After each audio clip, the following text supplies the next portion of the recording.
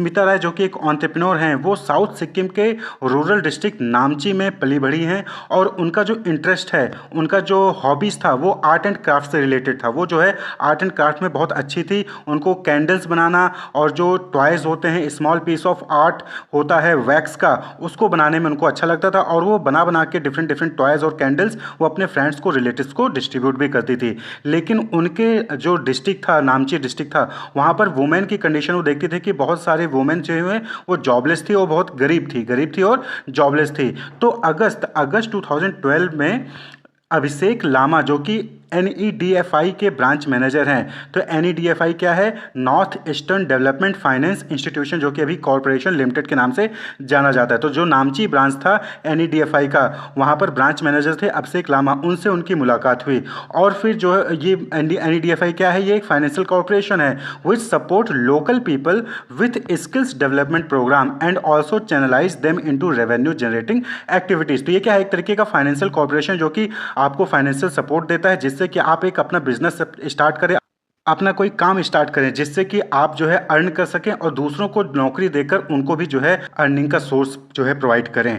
तो अभिषेक लामा से जब मुलाकात हुई स्मिता राय जी की, तो उनको ये आइडिया आया कि उनकी जो हॉबी है, उनका जो आर्ट एंड क्राफ्ट में जो अच्छी हैं, उस हॉबी को वो क्यों ना अपना जो है उसको बिजनेस बना लें। तो उन्होंने क्या किया, एक अपना जो है नामची डिज़ाइनर कैंडल के नाम से जो है उन्होंने अपना एक बिजनेस स्टार्ट किया। ठीक है, नामची डिज़ाइनर कैंडल। और आज के टाइम पे 100% जो एम्प्लॉयज़ हैं उस नामची डिज़ाइनर कैंडल्स में, वो 100% वुमेन ही हैं, वही एम्प्लॉयज़ हैं। And they also produce varieties of candle. वो जो है डिफरेंट कैंडल के वेराइटीज़ जो है वो प्रोड्यूस करते हैं। और दिवाली में, during Diwali they produce customised candles made for the occasion. तो दिवाली के लिए स्पेशल कस्टमाइज्ड कैंडल्स जो है वो प्रोड्यूस करते हैं नामची डिज़ाइनर कैंडल। तो यहाँ से आप क्या समझ में आ रहा है कि स्मिता राय जो कि उनकी एक हॉबी थी, उसको उन्होंने अपना बिजनेस बनाया और उस बिजनेस को स्टार्ट किया और वहाँ पर वो कैंडल्स बनाई और डिफरेंट वुमेन जो उनके यहाँ पर जॉबलेस थे, पुअर थे, उनको उन्होंने जॉब दिया। तो ये जो बिजनेस वो इन्होंने स्टार्ट किया, इस बिजनेस को रन करने के लिए उनको डिफरेंट एक्टिविटीज़ परफॉर्म करनी पड़ती है। यानी कि उनको जो है प्लान करना पड़ता है कि कब कहाँ कितना कैंडल्स बनाना है, रॉ मटेरियल कब लेना है, किससे लेना है, ऑर्गेनाइज करना पड़ता है चीज़ों को, स्टाफिंग यानी कि उनको रिक्रूटमेंट करना पड़ता है कि दिवाली का टाइम आने वाला है, ज़्यादा डिमांड होगी तो ज़्यादा वर्कर्स की रिक्वायरमेंट होगी, तो ज़्यादा वर्कर्स को रिक्रूट करना है, उनको डायरेक्ट करना है, उनको कंट्रोल करना है। तो डिफरेंट टाइप ऑफ फंक्शन जो है वो परफॉर्म करती हैं अपने बिजनेस को रन करने के लिए। Smita's life consist of series of interrelated and continuous functions, जैसे to plan a special festive collection for Diwali means organizing more funds and recruiting more worker. यानी कि जब आप फेस्टिव कलेक्शन जो है दिवाली के लिए प्लान करोगे, तो उसके लिए जो है आपको ज़्यादा से ज़्यादा फंड्स चाहिए, ज़्यादा पैसे चाहिए, ज़्यादा आपको वर्कर चाहिए। तो वर्कर कहाँ से लाने हैं, पैसे कहाँ से लाने होंगे, इन सब चीज़ों को ऑर्गेनाइज करना होगा। To regularly communicate with her supplier to ensure that deadline regarding delivery of goods are met. अपने सप्लायर से जो है कंटिन्यूस कम्युनिकेट करना कि वो सही टाइम पर रॉ मटेरियल दे दें, रॉ मटेरियल वो सही टाइम पर देंगे तो आप जो है सही टाइम पर प्रोड्यूस करोगे कैंडल्स को और कैंडल्स को डिलीवर करोगे अपने कस्टमर्स को। Meets customer for general feedback and any suggestions that they have. तो जो है कस्टमर से मिलना, उनसे जो है जनरल फीडबैक लेना और अगर वो उनका कोई सजेशन है, कोई कंप्लेन है तो उसको जो है कंसीडर करना, उसके हिसाब से फिर जो है फर्दर कोई चेंजेस लाना अपने कैंडल्स की डिज़ाइन में या फिर कोई और चीज़ में चेंजेस लाना है तो वो फीडबैक के हिसाब से करते हैं। तो यानी कि डिफरेंट एक्टिविटीज़ जो है वो परफॉर्म किया जाता है बिजनेस को रन करने के लिए, बिजनेस को मैनेज करने के लिए। तो यही जो डिफरेंट एक्टिविटीज़ परफॉर्म करते हैं, डिफरेंट फंक्शन जो परफॉर्म करता है एक मैनेजर, वही चीज़ मैनेजमेंट कहलाती है। तो मैनेजमेंट मतलब क्या हो गया? टू हैंडल, यानी कि आप अपने बिजनेस को हैंडल कर रहे हो, अपने बिजनेस को डील कर रहे हो जिससे वो सक्सेसफुली अपने ऑब्जेक्टिव को अचीव कर सके। किसी भी ऑर्गेनाइजेशन का मेन मोटिव क्या होता है कि ज़्यादा से ज़्यादा प्रॉफिट अर्न करना, ज़्यादा से ज़्यादा सेल्स को इंक्रीज करना। तो यही चीज़ होता है। तो इस ऑर्गेनाइजेशन के ऑब्जेक्टिव को अचीव करने के लिए जो डिफरेंट फंक्शंस परफॉर्म किए जाते हैं उसी को हम मैनेजमेंट कहते हैं। क्लियर? तो मैनेजमेंट में डिफरेंट फंक्शंस कौन से परफॉर्म किए जाते हैं? Planning, organising, staffing, directing, controlling. तो मैनेजमेंट क्या हो गया? Management is the coordination of all resources through the process of planning, organising, directing and controlling in order to attend objective. जो भी स्टेटेड ऑब्जेक्टिव होता है ऑर्गेनाइजेशन का, बिजनेस का, उसको अचीव करने के लिए जब आप कोऑर्डिनेशन करते हो डिफरेंट रिसोर्सेज का, कैसे? प्लान, ऑर्गेनाइज, डायरेक्ट और कंट्रोल करके, तो वही चीज़ मैनेजमेंट कहलाता है। मैनेजमेंट मतलब कि यहाँ पे ओवरऑल क्या हो गया कि to manage the different functions, to manage the different operations so that you can achieve the organization's objective. So, in general language, we can say that management is the process of dealing with or controlling things or people, यानी कि चीज़ों को control करना, चीज़ों से deal करना सही तरीके से, या फिर पीपल लोगों से डील करना, लोगों को कंट्रोल करना, जिससे कि वो सही तरीके से इफेक्टिव और एफिशिएंटली जो है वर्क को कंप्लीट कर सकें, उसी को मैनेजमेंट कहते हैं। डेली लाइफ में आपने देखा होगा कि हम अपने घर को, फैमिली को, वर्क को, shopping, saving, pocket money, purchasing, vegetable, managing social life, यानी बहुत सारी चीज़ें हम डेली लाइफ में चीज़ों को मैनेज कर रहे होते हैं। सिमिलरली बिजनेस में हम सप्लायर को, मैनेजिंग प्रोडक्शन को, एम्प्लॉयज़ को, इंफ्रास्ट्रक्चर को, फाइनेंस को हम मैनेज करते हैं। तो बिजनेस के टर्म्स में इसी चीज़ों को मैनेजमेंट कहलाता है, यानी कि जो डिफरेंट डिफरेंट बिजनेस फंक्शंस हैं, बिजनेस में जो लोग इन्वॉल्व हैं, उनको मैनेज करना इफेक्टिवली, एफिशिएंटली, वही चीज़ मैनेजमेंट कहलाता है। डेफिनेशन देखिए मैनेजमेंट का, तो ट्रेडिशनल डेफिनेशन की बात करें तो पुराने समय पे जो मैनेजमेंट की डेफिनेशन दी गई थी वो थी कि management is defined as an art of getting things और वर्क डन थ्रू अदर्स। तो मैरी पार्कर फॉलेट, इन्होंने ये डेफिनेशन दी थी मैनेजमेंट की। तो पुराने टाइम पे क्या होता था कि लोगों से काम करवा लो, वही मैनेजमेंट है। जो लोगों से अच्छे से काम कर लेगा, जो लोगों को कंट्रोल करके अपना काम करवा लेगा, वो अच्छा मैनेजर है। तो ये ट्रेडिशनल डेफिनेशन थी, पुराने टाइम का डेफिनेशन था। लेकिन अब जो है मैनेजमेंट की डेफिनेशन चेंज हो चुकी है। अब क्या है कि अब जो है सभी इंप्लॉयज़ को, सभी पीपल को अपने राइट्स, ड्यूटीज़ पता है। तो अब आपको उनको एक ऐसा इन्वायरमेंट देना पड़ेगा जहाँ पे वो अच्छे से काम कर सकें, अच्छे से अपने वर्क को कंप्लीट कर सकें। तो मॉडर्न डेफिनेशन क्या है? That is management is the creation and maintenance of an internal environment in an enterprise where individuals working in groups can perform efficiently and effectively towards the achievement of group goal. तो जो organisation का गोल है, जिसको हम group गोल कहते हैं, उसको achieve करने के लिए जब आप ऑर्गेनाइजेशन, यानी कि जो मैनेजर है वो ऑर्गेनाइजेशन के अंदर जो इन्वायरमेंट है, जिसको हम इंटरनल इन्वायरमेंट कहते हैं, ऑर्गेनाइजेशन का इन्वायरमेंट, वहाँ पर जो इंडिविजुअल्स काम कर रहे हैं ग्रुप में, उनको आप जो है एक ऐसा अच्छा इन्वायरमेंट क्रिएट करते हैं, आप एक अच्छा ऐसा इन्वायरमेंट मेंटेन रखते हैं जिसमें वो एफिशिएंटली और इफेक्टिवली परफॉर्म कर सकें, जिससे कि जो ऑर्गेनाइजेशन का गोल है वो अचीव हो सके, उसी को मैनेजमेंट कहा जाता है। तो मैनेजमेंट कहने का मतलब एक ऐसा इन्वायरमेंट क्रिएट करना जहाँ पर जो इंडिविजुअल्स हैं, जो एम्प्लॉयज़ हैं, वो अच्छे से वर्क को परफॉर्म कर सकें। तो दैट इज मैनेजमेंट। ये definition Harold Koontz and Weihrich ने दिया गया था। अब यहाँ पर आप जो है डिफिनेशन में दो वर्ड देख रहे हैं, इफेक्टिवनेस एंड एफिशिएंसी। तो जो इफेक्टिवनेस है वो एंड रिजल्ट से कंसर्न रखता है, concern with and result. Effectiveness का मतलब होता है कि राइट थिंग करना, सही चीज करना, ठीक है। इफेक्टिवनेस यानी कि आपको बोला गया है कि ये मोबाइल जो है इस डिस्क्रिप्शन के अकॉर्डिंग बनाना है, तो आपने उसी डिस्क्रिप्शन के अकॉर्डिंग मोबाइल को डेवलप किया है। तो यानी कि डूइंग राइट थिंग, सही काम करना ही इफेक्टिवनेस कहलाता है। Completion of task on time, आपको कहा गया कि रात को 10 बजे तक जो है आपको ये काम कंप्लीट कर लेना है, तो आपने रात को 10 बजे तक वो काम कंप्लीट कर लिया, तो वो इफेक्टिवनेस कहलाता है। Doing the right thing, completion of task on time, तो इफेक्टिवनेस। जब एम्प्लॉय, उनको जो भी टास्क दिया गया है वो अपने टाइम पे और सही तरीके से टास्क को कंप्लीट करते हैं, तो वो इफेक्टिवनेस कहलाती है।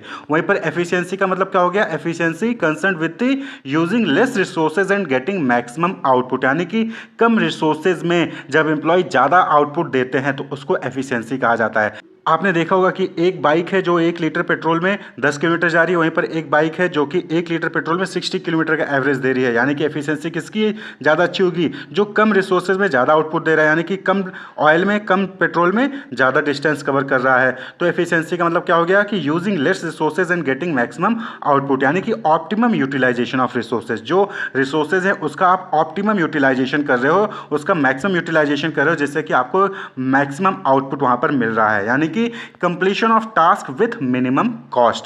जब आप राइट थिंक करते हो, सही काम करते हो और समय पे काम को खत्म करते हो, तो वो इफेक्टिवनेस। जब आप कम खर्चे में काम को करते हो तो वो एफिशिएंसी कहलाता है। तो होप आपको क्लियर हुआ कि मैनेजमेंट क्या है। Management is the creation and maintenance of internal environment within organisation where individuals working in groups can perform efficiently and effectively towards the achievement of group goals। यानी कि management में आप resources को, आप human resources को, आप finance को, आप मार्केटिंग को, सारी एक्टिविटीज़ को मैनेज करते हो, जिससे कि जो ऑर्गेनाइजेशन का गोल है वो इफेक्टिवली और एफिशिएंटली अचीव हो सके।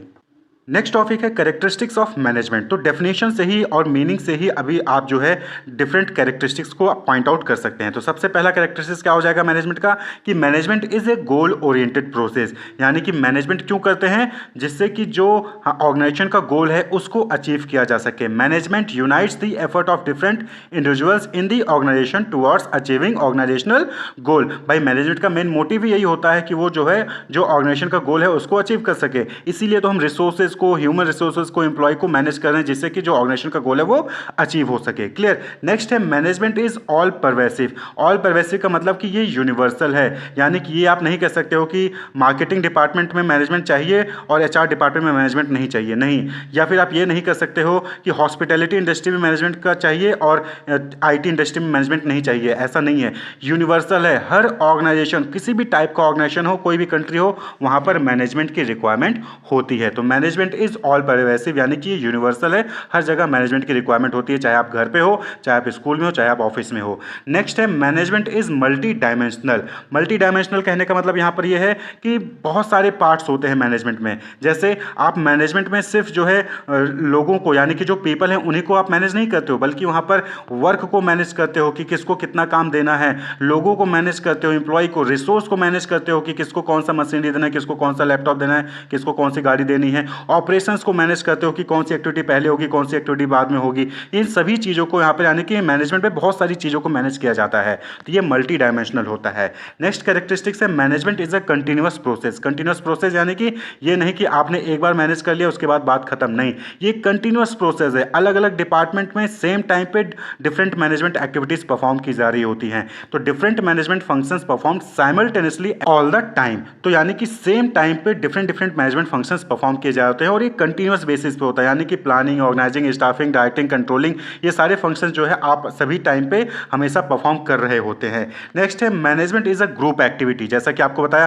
कि जो ऑर्गेनाइजेशन में इंडिविजुअल्स होते हैं वो एक साथ मिलकर ग्रुप गोल को अचीव करने की कोशिश करते हैं इफेक्टिवली, एफिशिएंटली। तो ये क्या है, ये ग्रुप एक्टिविटी, यानी कि आप अकेले मैनेज नहीं कर सकते हो, आपको लोगों की रिक्वायरमेंट होती है, आप लोगों को मैनेज करोगे, लोग आपके साथ कोऑर्डिनेट करेंगे। नेक्स्ट है management is a dynamic function. Dynamic function means कि एनवायरनमेंट के साथ जो है चीजें बदलती रहती हैं, ऑर्गेनाइजेशन का जो ऑब्जेक्टिव है वो चेंज होगा, एम्प्लॉय का ऑब्जेक्टिव है वो चेंज होगा, एम्प्लॉय की परफॉर्मेंस, एम्प्लॉय की स्किल्स वो चेंज होगी, ट्रेनिंग उनकी चेंज होगी, मशीनरी चेंज होगी, टेक्नोलॉजी चेंज होगी, तो उसको देखते हुए जो मैनेजमेंट है वो भी चेंज होता है। तो management is a dynamic function, यानी कि ये ऐसा फिक्स नहीं है कि आज जिस तरीके से मैनेज कर रहे हो आगे आगे आने वाले साल में भी उसी तरीके से मैनेज करोगे, नहीं, मैनेजमेंट भी चेंज हो जाएगा, मैनेजमेंट का स्टाइल चेंज हो जाएगा। आज आप जो है डांट डपट के जो है मैनेज कर रहे हो, आगे चल के आपको कोऑर्डिनेट करके वहां पर उनको मैनेज करना पड़ेगा। तो management is a dynamic function. Next है management is an intangible force. Management is an intangible, intangible यानी कि ना दिखने वाला। तो मैनेजमेंट कैसा है, ना दिखने वाला फोर्स है, यानी कि आप मैनेजमेंट को देख नहीं सकते हो, लेकिन हाँ उसको महसूस कर सकते हो कि चीजें ऑर्गेनाइज वे में है, चीजें मैनेज की जा रही हैं। It can not be seen but its presence can be felt in the way the organisation function. तो ऑर्गेनाइजेशन किस तरीके से काम कर रहा है उसके बेसिस पे आप पता कर सकते हो कि वहां पे मैनेजमेंट है या फिर मैनेजमेंट नहीं है। जहां पे सारी चीजें क्योस में है, जहां पे सारी चीजें डिस्टर्ब है, वहां पे मैनेजमेंट नहीं है। जहां पे सारी चीजें सिस्टमैटिक तरीके से हो रही हैं वहां पर मैनेजमेंट है। तो मैनेजमेंट क्या है, एक इंटेंजिबल फोर्स है। तो ये जो है 7 इंपॉर्टेंट कैरेक्टरिस्टिक्स है मैनेजमेंट के। वहीं पे बहुत सारी बुक्स में आपको अलग अलग कैरेक्टरिस्टिक्स देखने को मिलेंगी, जैसे कि universal, process, art and science, distinct entity, creative work, need at all level, group effort, purposeful, intangible force, profession, economic organ, social process. तो इनमें से बहुत सारे जो कैरेक्टरिस्टिक्स हमने ऑलरेडी पीछे डिस्कस कर लिए हैं। और आर्ट एंड साइंस और जो प्रोफेशन है ये टॉपिक अलग सेपरेट टॉपिक है जो कि आगे हम डिस्कस करेंगे। तो कैरेक्टरिस्टिक्स ऑफ मैनेजमेंट आप जो है इसको भी लिख सकते हैं। तो इसको अगर शॉर्ट फॉर्म में याद करना हो तो आप इसको याद कर सकते हैं यूपैट सीएनजी पाइप्स। यूपैट सीएनजी पाइप्स, यू से यूनिवर्सल, पी से प्रोसेस, ए से आर्ट एंड साइंस, डी से डिस्टिंक्ट एंटिटी। डिस्टिंक्ट एंटिटी कहने का मतलब यहाँ पर क्या है कि मैनेजमेंट जो है एक अलग एंटिटी है, ये जो है आप बाकी चीज़ों से इसको मिक्स नहीं कर सकते। मैनेजमेंट एक अलग एक्टिविटी है, अलग फंक्शन है, इसको आप जो है अलग से परफॉर्म करना पड़ता है। सी से क्रिएटिव वर्क है, मैनेजमेंट में आपको अलग अलग सिचुएशन मिलेंगे, अलग अलग प्रॉब्लम्स मिलेंगे और उनको क्रिएटिवली आपको सॉल्व करना होगा। एन से नीड एट ऑल लेवल, चाहे कोई भी लेवल हो, टॉप लेवल हो, मिडिल लेवल हो, लोअर लेवल हो, आपको सभी लेवल पे मैनेजमेंट की रिक्वायरमेंट पड़ती है। क्लियर। जी यानी कि ग्रुप एफर्ट हमने डिस्कस कर लिया। पी से पर्पसफुल, मैनेजमेंट का पर्पस होता है, ये ऑर्गेनाइजेशन के ग्रुप गोल को अचीव करने के लिए मैनेजमेंट किया जाता है। आई से इंटेंजिबल फोर्स है, पी से प्रोफेशन है, ई से इकोनॉमिक ऑर्गन है, यानी कि मैनेजमेंट की वजह से इकोनॉमी जो है वो ग्रो करती है, चाहे वो ऑर्गेनाइजेशन लेवल पे बात करें चाहे नेशनल लेवल पे बात करें। वहीं पर एस यानी कि ये सोशल प्रोसेस है, मैनेजमेंट अच्छा होगा तो जो सोसाइटी है उसको जो है अच्छा प्रोडक्ट अच्छे प्राइस पर मिलेगा और साथ ही साथ जो एम्प्लॉय है उनको भी अच्छा खासा रेम्यूनरेशन वहाँ पर मिलता है और ऑर्गेनाइजेशन भी ग्रो करती है। तो ये जो है कैरेक्टरिस्टिक्स ऑफ मैनेजमेंट होते हैं। Functions of management, functions of management कहने का मतलब है कि वो सारी एक्टिविटीज़ जो कि मैनेजर परफॉर्म करता है ऑर्गेनाइजेशनल ऑब्जेक्टिव को, ऑर्गेनाइजेशनल गोल को अचीव करने के लिए, तो सारी एक्टिविटीज़ ही क्या कहलाती है, फंक्शंस ऑफ मैनेजमेंट कहलाती है। तो फंक्शंस ऑफ मैनेजमेंट को अलग अलग ऑथर ने अलग अलग बताया है, जैसे कि कून्स और डोनेल हैं, तो इन ऑथर ने 5 मैनेजरियल फंक्शंस बताए हैं, यानी कि 5 इंपॉर्टेंट मैनेजरियल फंक्शंस होते हैं। वहीं पर Luther click and Lyndall Urwick इन्होंने 7 मैनेजरियल फंक्शंस बताए हैं जो कि मैनेजर परफॉर्म करता है। तो सबसे पहले हम कून्स और डोनेल को देखते हैं।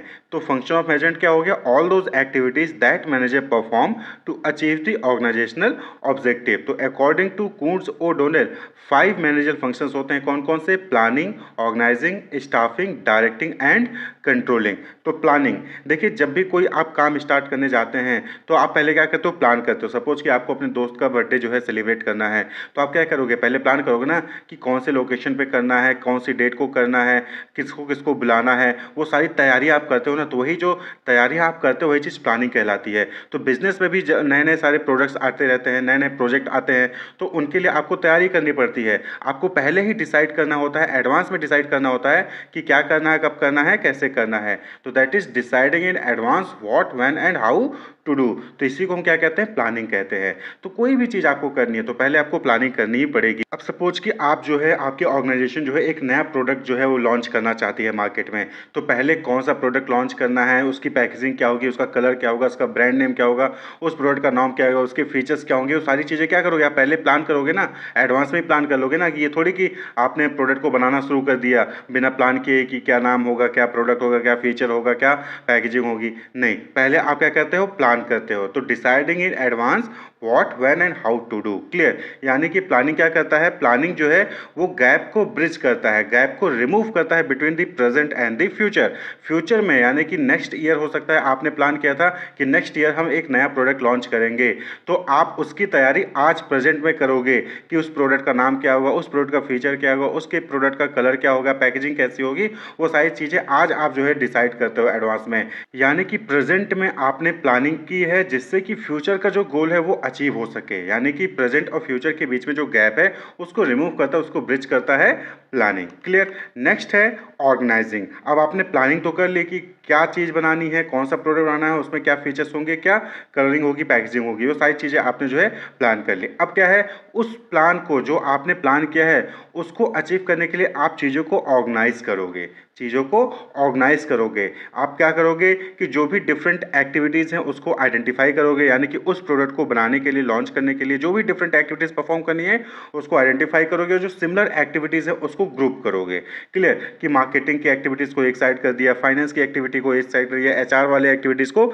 अलग कर दिया। तो आपने क्या किया, ग्रुपिंग ऑफ सिमिलर एक्टिविटीज़। उस प्लान को अचीव करने के लिए जो भी एक्टिविटीज़ परफॉर्म करनी है उसको आइडेंटिफाई करके आप जो है उसको ग्रुपिंग कर दोगे, यानी कि सिमिलर नेचर के टास्क को एक साथ कर दोगे, दूसरे नेचर के टास्क को दूसरे को पास कर दोगे। अब भाई सेल्स वाला काम है तो सेल्स का अलग करोगे, और मार्केटिंग जो है फाइनेंस का काम है तो फाइनेंस के काम को अलग करोगे। दोनों को एक साथ नहीं कर सकते हो कि जो सेल्स वाला काम कर रहा है वही फाइनेंस वाला भी काम कर रहा है, नहीं, सेल्स और फाइनेंस दोनों ही डिफरेंट एक्टिविटीज़ हैं, क्लियर। इसी तरीके से जब आपने एक्टिविटीज़ को आइडेंटिफाई कर लिया, उसको ग्रुप कर दिया सिमिलर एक्टिविटीज़ को, अब जो है ड्यूटीज असाइन करिए कि कौन क्या करेगा, कौन क्या करेगा। फाइनेंस मैनेजर है तो उसकी क्या रिस्पॉन्सिबिलिटीज होंगी, एचआर मैनेजर है तो उसकी क्या रिस्पॉन्सिबिलिटीज होंगी, और जो प्रोडक्ट को बना रहा है प्रोडक्शन मैनेजर है उसकी क्या रिस्पॉन्सिबिलिटीज होगी। तो ड्यूटीज को असाइन करिए, क्लियर, ड्यूटीज को असाइन किया। यानी कि अब आप क्या करो, चीज़ों को ऑर्गेनाइज कर रहे हो जिससे कि लोगों को पता रहे कि जब भी जो एम्प्लॉय आएगा उसको ये पता रहेगा कि उसको क्या काम करना है। नहीं तो बहुत बार होता है कि आप तो पहुंच जाते हो लेकिन आपको यही नहीं पता कि आपको करना क्या है। तो ये चीज़ ना हो, इसलिए आप पहले से ही उस चीज़ों को ऑर्गेनाइज करके रख देते हो। तो दैट इज असाइन ड्यूटीज। जैसे कि आप एग्जामिनेशन हॉल में एग्जामिनेशन देने जाते हैं तो वहाँ पर क्या होता है कि आपके सीट पर रोल नंबर पेस्ट कर दिया जाता है जिससे कि आप आसानी से अपनी सीट पर जाकर बैठें और अपना एग्जामिनेशन दे सकें, क्लियर। तो असाइनिंग ड्यूटीज़, इसी तरीके से ऑर्गेनाइजेशन में भी जो है डिफरेंट जो पोजीशंस होते हैं उनकी ड्यूटीज़ को वहाँ पर बता दिया जाता है जिससे उनको पता रहे कि उनको क्या काम करना है, जिससे वो एफिशिएंटली और इफेक्टिवली अपने काम को परफॉर्म कर सकें। Then establishing authority and responsibility relationship, यानी कि अब वहाँ पर आपको जो है अथॉरिटी और रिस्पॉन्सिबिलिटी रिलेशनशिप को भी डेवलप करना होगा कि कौन किसका सुपीरियर होगा, कौन किसका बॉस होगा, कौन किसके अंडर काम करेगा, कौन किसको रिपोर्ट करेगा। ये सारी चीज़ें जो है वहाँ पर आप इस्टेब्लिश करते हो किसमें, ऑर्गेनाइजिंग में। Clear. And then allocating resources to carry the plan. भाई आपने जो है सिमिलर एक्टिविटीज़ को ग्रुप कर दिया, ड्यूटी असाइन कर दी, अथॉरिटी एंड रिस्पॉन्सिबिलिटी रिलेशनशिप भी बता दिया। अब उसको पावर तो दोगे ना, यानी कि उसको रिसोर्सेज तो दोगे जिसका यूज़ करके जो है वो अपने टास्क को अचीव करेगा, जो भी आपने प्लान किया उसको अचीव करेगा। भाई कोई भी एक्टिविटीज़ है, कोई भी प्रोडक्ट बनाना है तो उसके लिए मशीनरी चाहिए होंगे, लैपटॉप चाहिए होगा, जो है स्टेशनरी चाहिए होंगी। तो इन सारी चीज़ों को, रिसोर्सेज को जो है उनको दीजिए। फंड्स की रिक्वायरमेंट होगी तो वो भी जो है उनको प्रोवाइड करिए। तो एलोकेट रिसोर्सेज, यानी कि फंड्स है तो फाइनेंस डिपार्टमेंट को आपने दे दिया, मशीनरी है तो प्रोडक्शन डिपार्टमेंट को दे दिया, एडवर्टीजमेंट से रिलेटेड कोई मटेरियल्स है तो आपने मार्केटिंग डिपार्टमेंट को दे दिया। तो रिसोर्सेज को एलोकेट करिए। क्लियर। तो आपने प्लान कर लिया कि क्या अचीव करना है, ऑर्गेनाइज कर लिया कैसे अचीव करना है, क्या क्या चीज़ें रिक्वायरमेंट होगी उनको आपने अरेंज कर लिया। अब जो है नेक्स्ट काम क्या है, that is staffing. Next function क्या है, स्टाफिंग। अब आपने चीज़ों को ऑर्गेनाइज कर लिया। अब जो प्लान आपने किया है उसको अचीव करने के लिए, उसको परफॉर्म करने के लिए आपको एम्प्लॉय की रिक्वायरमेंट होगी, जिसको हम ह्यूमन रिसोर्स कहते हैं। क्लियर। तो एम्प्लॉय की रिक्वायरमेंट होगी, ह्यूमन रिसोर्स की रिक्वायरमेंट होगी, तो स्टाफिंग अगला फंक्शन होता है। स्टाफिंग का मतलब क्या हो गया, finding the right people to perform the right job. सही पर्सन को फाइंड करना जिससे कि आपके यहाँ पे जो भी जॉब है उसको वो सही से परफॉर्म कर सके। तो यहाँ पर हम क्या कहते हैं, सबसे पहले human resource planning. Human resource planning का मतलब क्या हो गया कि आपके ऑर्गेनाइजेशन में कौन कौन सी जॉब पोजीशंस हैं और उसके लिए कितने लोगों की रिक्वायरमेंट है, वो सारी चीज़ें आप प्लानिंग करते हो। ठीक है। देन रिक्रूटमेंट एंड सिलेक्शन, यानी कि आप एडवर्टीजमेंट निकालते हो। आपने देखा होगा न्यूज़पेपर में, वेबसाइट पे जो है एडवर्टीजमेंट आता है कि इनके यहाँ पर ये मार्केटिंग की पोजीशन खाली है, फाइनेंस हेड की पोजीशन खाली है। तो एडवर्टीजमेंट निकाला जाता है, अटैच किया जाता है डिफरेंट लोगों को, उनसे रेज्यूमे मंगवाया जाता है। उसके बाद फिर उनका इंटरव्यू होगा, रिटन एग्जामिनेशन होगा, मेडिकल एग्जामिनेशन होगा और फिर सिलेक्शन हो जाता है। सिलेक्शन होने के बाद उनको जो है इंडक्शन होता है, ओरिएंटेशन होता है, ट्रेनिंग एंड डेवलपमेंट प्रोवाइड किया जाता है, जॉब से रिलेटेड कि मशीनरी कैसे चलानी है या फिर ऑर्गेनाइजेशन में काम कैसे होना है उससे रिलेटेड उनको जो है ट्रेनिंग दिया जाता है। फिर उनकी रेम्यूनरेशन की बात होती है कि यानी उनको कितनी सैलरी मिलेगी, कितना पेमेंट मिलेगा, क्या बेनिफिट्स मिलेंगे, monetary benefits, non monetary benefits, वो सारी चीज़ें वहाँ पर जो उनसे उनको बताई जाती है। परफॉर्मेंस अप्रेजल उनका किया जाता है कि जो भी काम उनको दिया गया है क्या वो सही से उसको परफॉर्म कर पा रहे हैं। अगर अच्छा परफॉर्म कर पा रहे हैं तो उनका जो है प्रमोशन भी वहाँ पर होगा। उनके एम्प्लॉयज़ के जो ग्रीवेंसेस होते हैं उनको हैंडल किया जाता है। तो ये सारी चीज़ें स्टाफिंग में इंक्लूड होती हैं। तो स्टाफिंग कहने का मतलब क्या हो गया कि यहाँ पर राइट पीपल को फाइंड करना जिससे कि जो राइट जॉब है वो परफॉर्म कर सके। तो आपके जो भी आपने प्लान किया है उसको अचीव करने के लिए आपको एम्प्लॉय की रिक्वायरमेंट होती है और उस रिक्वायरमेंट को फुलफिल करने के लिए स्टाफिंग का फंक्शन परफॉर्म किया जाता है। अब आपने प्लान कर लिया, चीज़ों को ऑर्गेनाइज कर लिया, एम्प्लॉय को रिक्रूट कर लिया। अब अगला काम क्या है, दैट इज डायरेक्टिंग। यानी कि अब आप यहाँ पर क्या करोगे, अब जो एम्प्लॉय हैं उनको लीड करोगे, उनको इन्फ्लुएंस करोगे, उनको मोटिवेट करोगे कि उनको जो भी टास्क आपने असाइन किया है वो उसको इफेक्टिवली और एफिशिएंटली फुलफिल करें, उसको कंप्लीट कर लें। भाई एम्प्लॉय को रिक्रूट कर लेना उसके बाद छोड़ देना, एम्प्लॉय अपने आप काम नहीं करेगा। वहाँ पर आपको उनको डायरेक्ट करना पड़ेगा, उनको बताना होगा कि आज आपको ये काम कंप्लीट करना है, आपको जो है ये काम करना है, आपको उनको मोटिवेट करना होगा। क्योंकि सेम टाइप का नेचर जो है, सेम टाइप का जो है काम करते करते जो है एम्प्लॉय जो है वो भी बोर हो जाता है। तो उनको मोटिवेशन की जरूरत होती है, उनको इन्फ्लुएंसिंग की जरूरत होती है, उनको लीड करने की जरूरत होती है कि आज आपको ये करना है, आपको ऐसे करना है, आपको इस तरीके से करना है। तो वहाँ पर उनको गाइडेंस की रिक्वायरमेंट होती है। तो दैट इज डायरेक्टिंग फंक्शन।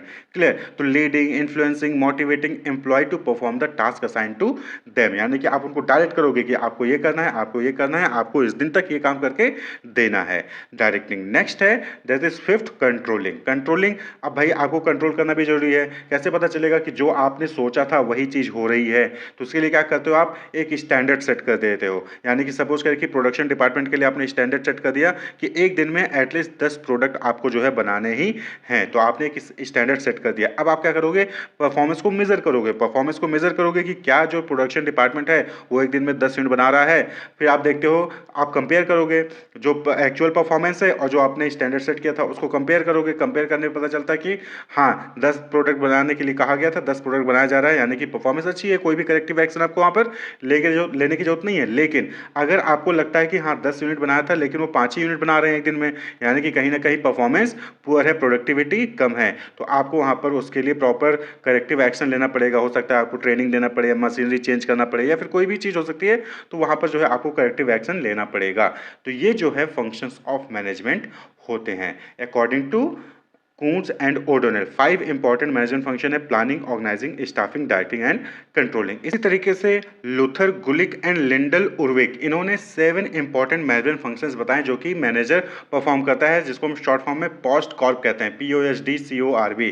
तो इसका फुल फॉर्म क्या होता है? तो पहला प्लानिंग, जो कि हमने डिस्कस कर लिया, ऑर्गेनाइजिंग, स्टाफिंग एंड डायरेक्टिंग, ये तो कॉमन है। नेक्स्ट है यहाँ पर 5th कोऑर्डिनेटिंग। वहाँ पर क्या था कि डायरेक्टिंग, यहाँ पर क्या है? कोऑर्डिनेटिंग, यानी कि आप मिलकर काम करिए। जिसको आप डायरेक्ट कर रहे हो, एम्प्लॉय को मोटिवेट कर रहे हो, लीड कर रहे हो, उनके साथ कोऑर्डिनेट करके आप यहाँ पर काम करिए। डिफरेंट डिफरेंट डिपार्टमेंट हैं, सब डिपार्टमेंट अपने मर्जी से काम करने लग जाएंगे तो जो ऑर्गेनाइजेशन का कॉमन गोल होता है वो अचीव नहीं हो पाएगा। तो सभी डिपार्टमेंट को एक साथ लेकर, सभी एम्प्लॉय को मिलकर एक कॉमन ऑब्जेक्टिव के लिए काम करना, that is coordinating. The process of organizing people और group so that they work together properly and well. Coordinating ये भी जो है मैनेजर का इंपॉर्टेंट फंक्शन होता है। उसके बाद रिपोर्टिंग। रिपोर्टिंग यानी कि जिसको जो भी रिस्पॉन्सिबिलिटीज दी गई है वो रिस्पॉन्सिबिलिटीज कंप्लीट करके उसकी रिपोर्टिंग, उसकी इंफॉर्मेशन जो है वो अपने बॉस को, अपने सुपीरियर को प्रोवाइड करे।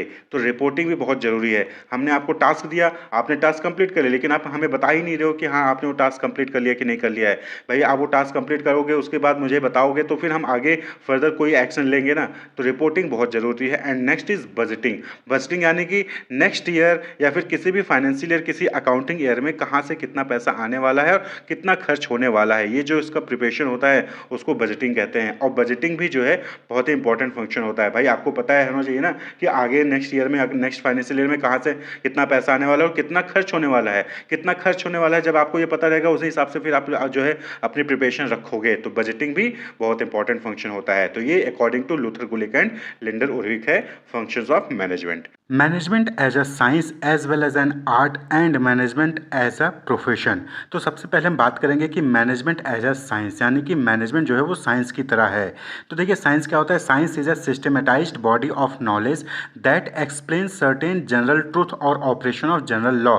यानी कि जो डिफरेंट लॉज होते हैं, फिर कोई जनरल ट्रूथ होता है, उसको एक्सप्लेन करने के लिए, उसको प्रूफ करने के लिए सिस्टमेटाइज्ड बॉडी ऑफ नॉलेज होता है, उसको हम साइंस कहते हैं। यानी कि यहाँ पर क्या होता है कि टेस्ट होता है यहाँ पर, और उसके बाद जो फाइंडिंग्स आती हैं उसके बेसिस पर यहाँ पर जो है लॉज बनाए जाते हैं। तो अगर हम इसकी कैरेक्टरिस्टिक्स की बात करें साइंस की, तो सिस्टमेटाइज्ड बॉडी ऑफ नॉलेज होता है, यानी कि science principles are based on a cause and effect relationship. जैसे कि एप्पल जो है वो पेड़ से नीचे ही गिरता है, क्यों? क्योंकि लॉ ऑफ ग्रेविटी है, वहाँ पर ग्रेविटी की वजह से एप्पल जो है पेड़ से नीचे ही गिरता है। तो इससे क्या बना? लॉ ऑफ ग्रेविटी, यानी कि कॉज एंड इफेक्ट रिलेशनशिप होता है। और यहाँ पर जो है सिस्टमेटाइज्ड बॉडी ऑफ नॉलेज होता है साइंस में। दूसरा जो फीचर है that is principle based on experimentation, यानी कि साइंस में जो भी प्रिंसिपल्स होते हैं, जो भी लॉज होते हैं, वो एक्सपेरिमेंट के बेसिस पे फ्रेम किए जाते हैं। Scientific principle are first develop through observation and then tested through repeated experimentation under controlled condition. तो जो साइंटिफिक प्रिंसिपल्स हैं उनको पहले ऑब्जर्वेशन के बेसिस पे, यानी कि पेड़ से एप्पल नीचे गिरा, इसके बेसिस पे जो है वहाँ पर उसको डेवलप किया गया। उसके बाद फिर कॉज एंड इफेक्ट रिलेशनशिप,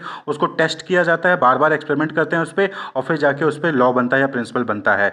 वहीं पर तीसरा जो फीचर है साइंस का दैट इज यूनिवर्सल वैलिडिटी, यानी कि एप्पल जो है पेड़ से नीचे ही गिरेगा बिकॉज ऑफ ग्रेविटी।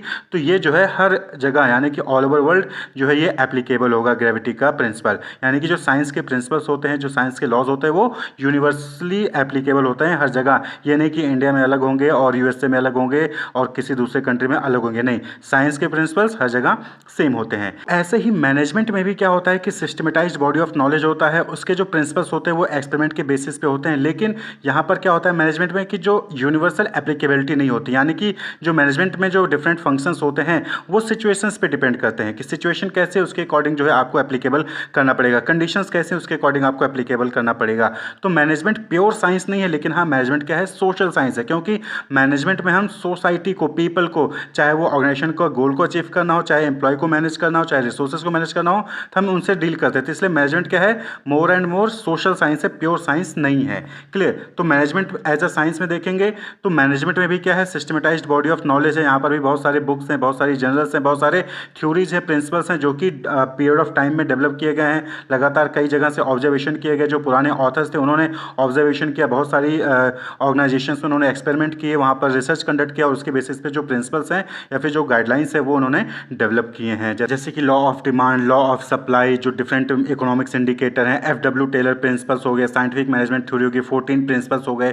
तो डिफरेंट जो है यहाँ पर थ्योरी और प्रिंसिपल्स डेवलप किए किए गए हैं over period of a time through experimentation. तो यहाँ पे भी क्या है, सिस्टमेटाइज बॉडी ऑफ नॉलेज है। आप यहाँ पर डिफरेंट बुक्स जो है स्टडी करते हैं, आप चाहे marketing, finance, HR, different subject से रिलेटेड जो स्ट्रीम है मैनेजमेंट के, उनसे रिलेटेड आप यहाँ पर जो है स्टडी करते हैं। दूसरा है principle based on experimentation. Science में क्या होता है कि जो प्रिंसिपल होते हैं वो एक्सपेरिमेंट पे बेस करते हैं। इसी तरीके से मैनेजमेंट में भी जो भी लॉ, जो भी प्रिंसिपल्स बनाए गए हैं, जो भी थ्योरी बनाई गई हैं, वो भी एक्सपेरिमेंट पे बेस करते हैं। उनमें भी जो है डिफरेंट टाइप के ऑब्जर्वेशन किए गए, रिपीटेड एक्सपेरिमेंट किए गए और उसके बाद जो है ये थ्योरी, ये जो प्रिंसिपल्स हैं मैनेजमेंट में, उनको डेवलप किया गया। Since management deals with human beings and human behaviour, the outcome of these experiments are not capable of being accurately predicted और रेप्लिकेटेड। क्योंकि जो ह्यूमन बींग और ह्यूमन बिहेवियर पे जो है मैनेजमेंट डील करता है, तो ह्यूमन बींग, ह्यूमन बिहेवियर क्या है, ये चेंज होता रहता है। तो इसलिए आप जो है बार बार सेम एक्सपेरिमेंट करेंगे तो सेम रिजल्ट नहीं आएगा। क्यों? क्योंकि मैनेजमेंट जो है प्योर साइंस नहीं है, सोशल साइंस है। जैसे कि साइंटिफिक मैनेजमेंट थ्योरी हो गया, एफडब्ल्यू टेलर प्रिंसिपल हो गया। वहीं पर बात कर लें यूनिवर्सल वैलिडिटी की,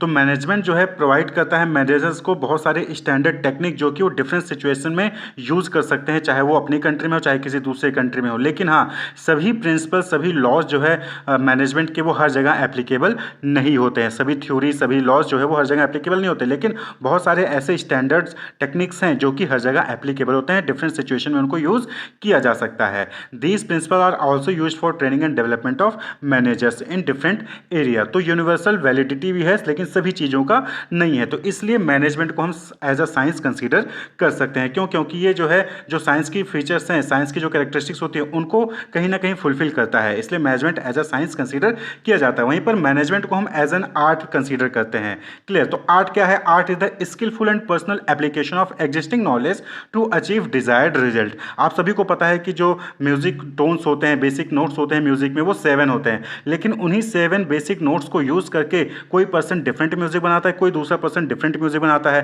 तो ये क्या है? ये उसका स्किल है, उसका पर्सनल एप्लीकेशन है कि जो नॉलेज है, जो 7 म्यूजिक नोट्स हैं, उसके बारे में जानकर वो जो है अपनी स्किल को यूज करके, अपनी क्रिएटिविटी को यूज करके वो डिफरेंट म्यूजिक क्रिएट करता है।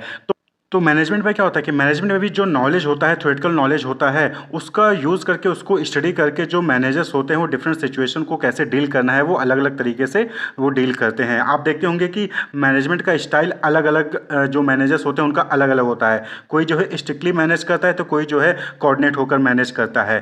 तो बेसिक फीचर आर्ट की बात करें तो आर्ट के बेसिक फीचर क्या है? पहला कि existing of theoretical knowledge. Art में भी क्या है, वहाँ पर थ्योरेटिकल नॉलेज होता है, चाहे वो dancing, public speaking, acting, music, किसी भी चीज़ को ले लीजिए। तो आर्ट में भी क्या होता है कि वहाँ पर थ्योरेटिकल नॉलेज होता है, उसका पर्सनलाइज एप्लीकेशन होता है, यानी कि आपको दिखा दिया जाएगा, बता दिया जाएगा कि डांस ऐसे करना है, लेकिन अब उस नॉलेज का यूज़ करके आप जो है अलग अलग तरीके से डांस कर सकते हैं। एक्टिंग करनी है तो उसका यूज़ करके आप अलग अलग तरीके से एक्टिंग कर सकते हैं। म्यूजिक में 7 नोट्स के बारे में आपको जानकारी दे दी जाएगी, उसके बाद उस 7 नोट्स का यूज़ करके आप अलग अलग म्यूजिक क्रिएट कर सकते हैं। तो यानी कि आर्ट में नॉलेज का यूज़ करके अपनी पर्सनल स्किल के बेसिस पे आप डिफरेंट क्रिएटिविटी वहाँ पर प्रोड्यूस कर सकते हैं। क्लियर? तो पर्सनलाइज एप्लीकेशन दूसरा क्या है? पर्सनलाइज एप्लीकेशन होता है आर्ट में, यानी कि नॉलेज का यूज़ करके आप अपने अकॉर्डिंग जो है उसका यूज़ करेंगे उस नॉलेज का। For example, two dancer, two speaker, two actor और two writer will always differ in demonstrating their art. Clear? तो आर्ट में क्या होता है कि सबको पता है कि एक्टिंग कैसे करनी है, सबको पता है कि म्यूजिक के कितने नोट्स होते हैं, लेकिन सेम नॉलेज को यूज़ करके 2 डांसर, 2 स्पीकर अलग अलग तरीके से वहाँ पर जो है बोलेंगे या फिर डांसिंग करेंगे या फिर म्यूजिक वहाँ पर क्रिएट करेंगे। तो पर्सनलाइज एप्लीकेशन होता है। आप ये सोचिए कि सेम नॉलेज से 2 लोग सेम तरीके से परफॉर्म करेंगे, तो नहीं, आर्ट में ऐसा नहीं होता है। कहीं ना कहीं आपको डिफरेंसेस देखने को मिल जाएंगे। क्रिकेट के सेम रूल हैं, लेकिन कोई 100 बनाता है, कोई जो है 50 पे, कोई 0 पे आउट हो जाता है। तो वो उनकी स्किल पे जो है डिपेंड करता है। नेक्स्ट है based on practice and creativity. तो आर्ट क्या है? वो आपके प्रैक्टिस और क्रिएटिविटी पे, जितना ज़्यादा प्रैक्टिस करेंगे, जितना ज़्यादा आप क्रिएटिव होंगे, उतना ही अच्छा आपका रिजल्ट जो है वो आता है आर्ट के केस में। तो all music is based on 7 basic notes. Composition of a musician is unique और different because these notes are used in a creative manner by musician. तो सभी को पता है कि 7 नोट्स हैं, लेकिन उन्हीं 7 नोट्स का अगर आप अच्छे से बार बार प्रैक्टिस करोगे तो आप अपनी क्रिएटिविटी का यूज़ करके एक यूनिक म्यूजिक क्रिएट कर सकते हो। यूनिक म्यूजिक क्रिएट करने के लिए बट उसे आप देखते होंगे कि जो म्यूजिक डायरेक्टर होते हैं उनको डिफरेंट आइडियाज़ कहाँ से मिलते हैं, क्रिएटिविटी कहाँ से आती है उनको गाने को लेकर। वो जो है लगातार बहुत दिनों तक बैठे रहते हैं बंद कमरे में, अलग अलग जो है उसके लिरिक्स को लिख रहे होते हैं, म्यूजिक कैसे होगा उसको डिसाइड कर रहे होते हैं। तो यानी कि आर्ट जो है नॉलेज का जो है पर्सनलाइज एप्लीकेशन होता है, है और वहाँ पर प्रैक्टिस और क्रिएटिविटी की रिक्वायरमेंट होती है। तो इसी तरीके से अगर आप मैनेजमेंट में देखें तो मैनेजमेंट क्या है, वो भी आर्ट है। क्यों? क्योंकि मैनेजमेंट में भी जो है आप जो एग्जिस्टिंग नॉलेज होता है, थ्योरेटिकल नॉलेज होता है, उसका पर्सनलाइज एप्लीकेशन करते हो, उसका प्रैक्टिस करते हो और अपनी क्रिएटिविटी का यूज करके डिफरेंट चीज़ों को हैंडल करते हो ऑर्गेनाइजेशन में। तो management can be said to be an art since it satisfied the following criteria. पहला है एग्जिस्टिंग ऑफ थ्योरेटिकल नॉलेज। तो मैनेजमेंट में भी बहुत सारे लिटरेचर अवेलेबल हैं, बहुत सारे बुक्स जर्नल्स अवेलेबल हैं, मार्केटिंग, फाइनेंस, ह्यूमन रिसोर्स, इन सबसे रिलेटेड। तो वहाँ पर जो है यानी कि थ्योरेटिकल नॉलेज मैनेजमेंट में अवेलेबल है। दूसरा है पर्सनलाइज एप्लीकेशन। तो जो मैनेजर होते हैं वो डिफरेंट साइंटिफिक मेथड्स को, जो भी थ्योरेटिकल नॉलेज होता है मैनेजमेंट का, उसको यूज़ करता है किसी भी सिचुएशन से डील करने के लिए। किसी भी इशू या फिर प्रॉब्लम है ऑर्गेनाइजेशन में, उसको यूनिक तरीके से डील करने के लिए इन सभी थ्योरेटिकल नॉलेज का जो कि मैनेजमेंट के हैं उनको वो यूज़ करता है, यानी कि पर्सनलाइज एप्लीकेशन होता है। ये नहीं कि थ्योरी जो मैनेजमेंट के थ्योरेटिकल नॉलेज हैं उसको खाली पढ़ने के लिए नहीं, उसको यूज़ किया जाता है। जो पर्सन होता है, जो मैनेजर होता है, वो अपने अकॉर्डिंग जो है सिचुएशन से डील करने के लिए इन नॉलेज का यूज़ कर सकता है। एंड तीसरा है based on practice and creativity. तो मैनेजर क्या है, मैनेजर भी यहाँ पर डिफरेंट एक्टिविटी में इन्वॉल्व होता है ऑर्गेनाइजेशन में, और डिफरेंट सिचुएशन, डिफरेंट जो है उसके सामने कंडीशंस आती हैं, और उन कंडीशंस को, उन सिचुएशन को डील करने के लिए वो खुद के थ्योरीज जो है वो डेवलप कर सकता है। तो मैनेजर्स जो है वो डिफरेंट सिचुएशन को डील करने के लिए खुद की थ्योरीज डेवलप करते हैं, खुद की क्रिएटिविटी का यूज़ करके थ्योरीज डेवलप करते हैं। तो इसी की वजह से डिफरेंट स्टाइल ऑफ मैनेजमेंट जो है वो डेवलप होते हैं। तो बीबीए, एमबीए में स्टाइल ऑफ मैनेजमेंट आप पढ़ेंगे वहाँ पर, तो different style of management practice और क्रिएटिविटी की वजह से डेवलप होते हैं। तो यानी कि मैनेजमेंट भी क्या है, वो आर्ट है, क्योंकि मैनेजमेंट में भी नॉलेज है, थ्योरेटिकल नॉलेज है, उसका यूज़ करता है मैनेजर अपनी ऑर्गेनाइजेशन में जो भी सिचुएशन है, जो भी प्रॉब्लम है, उसको डील करने के लिए, और जो है वो खुद का थ्योरी जो है डेवलप कर सकते हैं on the basis of practice. यानी कि बार बार जो सेम सिचुएशन को डील करेंगे, रिसर्च करेंगे, तो वो जो है वहाँ पर खुद के थ्योरीज भी डेवलप कर सकते हैं। वहीं पर नेक्स्ट है मैनेजमेंट एज अ प्रोफेशन। देखिए प्रोफेशन क्या होता है, profession is an occupation backed by knowledge and training and to which entry is regulated by a representative body. यानी कि कोई ऐसा ऑक्यूपेशन जिसमें आपको एंटर करना है, जिसमें आपको अगर पार्टिसिपेट करना है, तो वहाँ पर आपके पास नॉलेज होनी चाहिए, आपके पास ट्रेनिंग होनी चाहिए, और वो जो ऑक्यूपेशन है वो जो है एक रिप्रेजेंटेटिव बॉडी द्वारा रेगुलेट किया जाता होगा। जैसे कि आप सीए का एग्जांपल देख लीजिए, तो चार्टर्ड अकाउंटेंट अगर आपको बनना है तो वहाँ पर आपको आईसीएआई जो बॉडी है, इसके द्वारा जो एग्जामिनेशन कंडक्ट किया जाता है उसको जो है आपको क्वालिफाई करना होगा, आईसीएआई में आपको रजिस्टर करना होगा, उसका मेंबर बनना होगा, और तभी आप जो है चार्टर्ड अकाउंटेंट प्रैक्टिस कर सकते हैं। और आईसीएआई के बहुत सारे कोड ऑफ कंडक्ट्स होते हैं जिसको आपको फॉलो करने होते हैं। तो इसको क्या कहते हैं, प्रोफेशन कहते हैं। इससे मेडिकल में होता है, आप क्या कहते हैं लॉयर्स में चलिए, बार काउंसिल होता है वहाँ पर। तो अगर हम प्रोफेशन की कैरेक्टरिस्टिक्स की बात करें तो a profession has the following characteristics, well defined body of knowledge. तो नॉलेज यहाँ पर होगा, यानी कि यहाँ पर भी थ्योरेटिकल नॉलेज होगा। All profession are based on a well defined body of knowledge that can be acquired through instructions. यानी कि जो नॉलेज है उसको इंस्ट्रक्शंस के जरिए, टीचिंग के जरिए जो है वहाँ पर एक्वायर किया जा सकता है। तो मैनेजमेंट में भी सेम चीज़ है कि यहाँ पर भी जो है आपको टीचिंग के जरिए, इंस्ट्रक्शंस के जरिए आपको नॉलेज दे दी जाती है, जो भी थ्योरीज हैं, जो भी प्रिंसिपल्स हैं, जो भी लॉज हैं उनके बारे में। दूसरा है रेस्ट्रिक्टेड एंट्री। तो प्रोफेशन में क्या है, रेस्ट्रिक्टेड एंट्री होता है। जैसे कि सीए में अगर आपको सीए बनना है तो वहाँ पर आपको जो आईसीआई का एग्जामिनेशन है उसको आपको क्वालिफाई करना होगा, तभी आप सीए बन सकेंगे। एमबीबीएस बनना है, तो डॉक्टर बनना है, तो एमबीबीएस के एग्जामिनेशन को क्वालिफाई करना होगा। बार काउंसिल में अगर आपको रजिस्टर करना है तो उसके लिए आपको एलएलबी जो है क्वालिफाई करना होगा।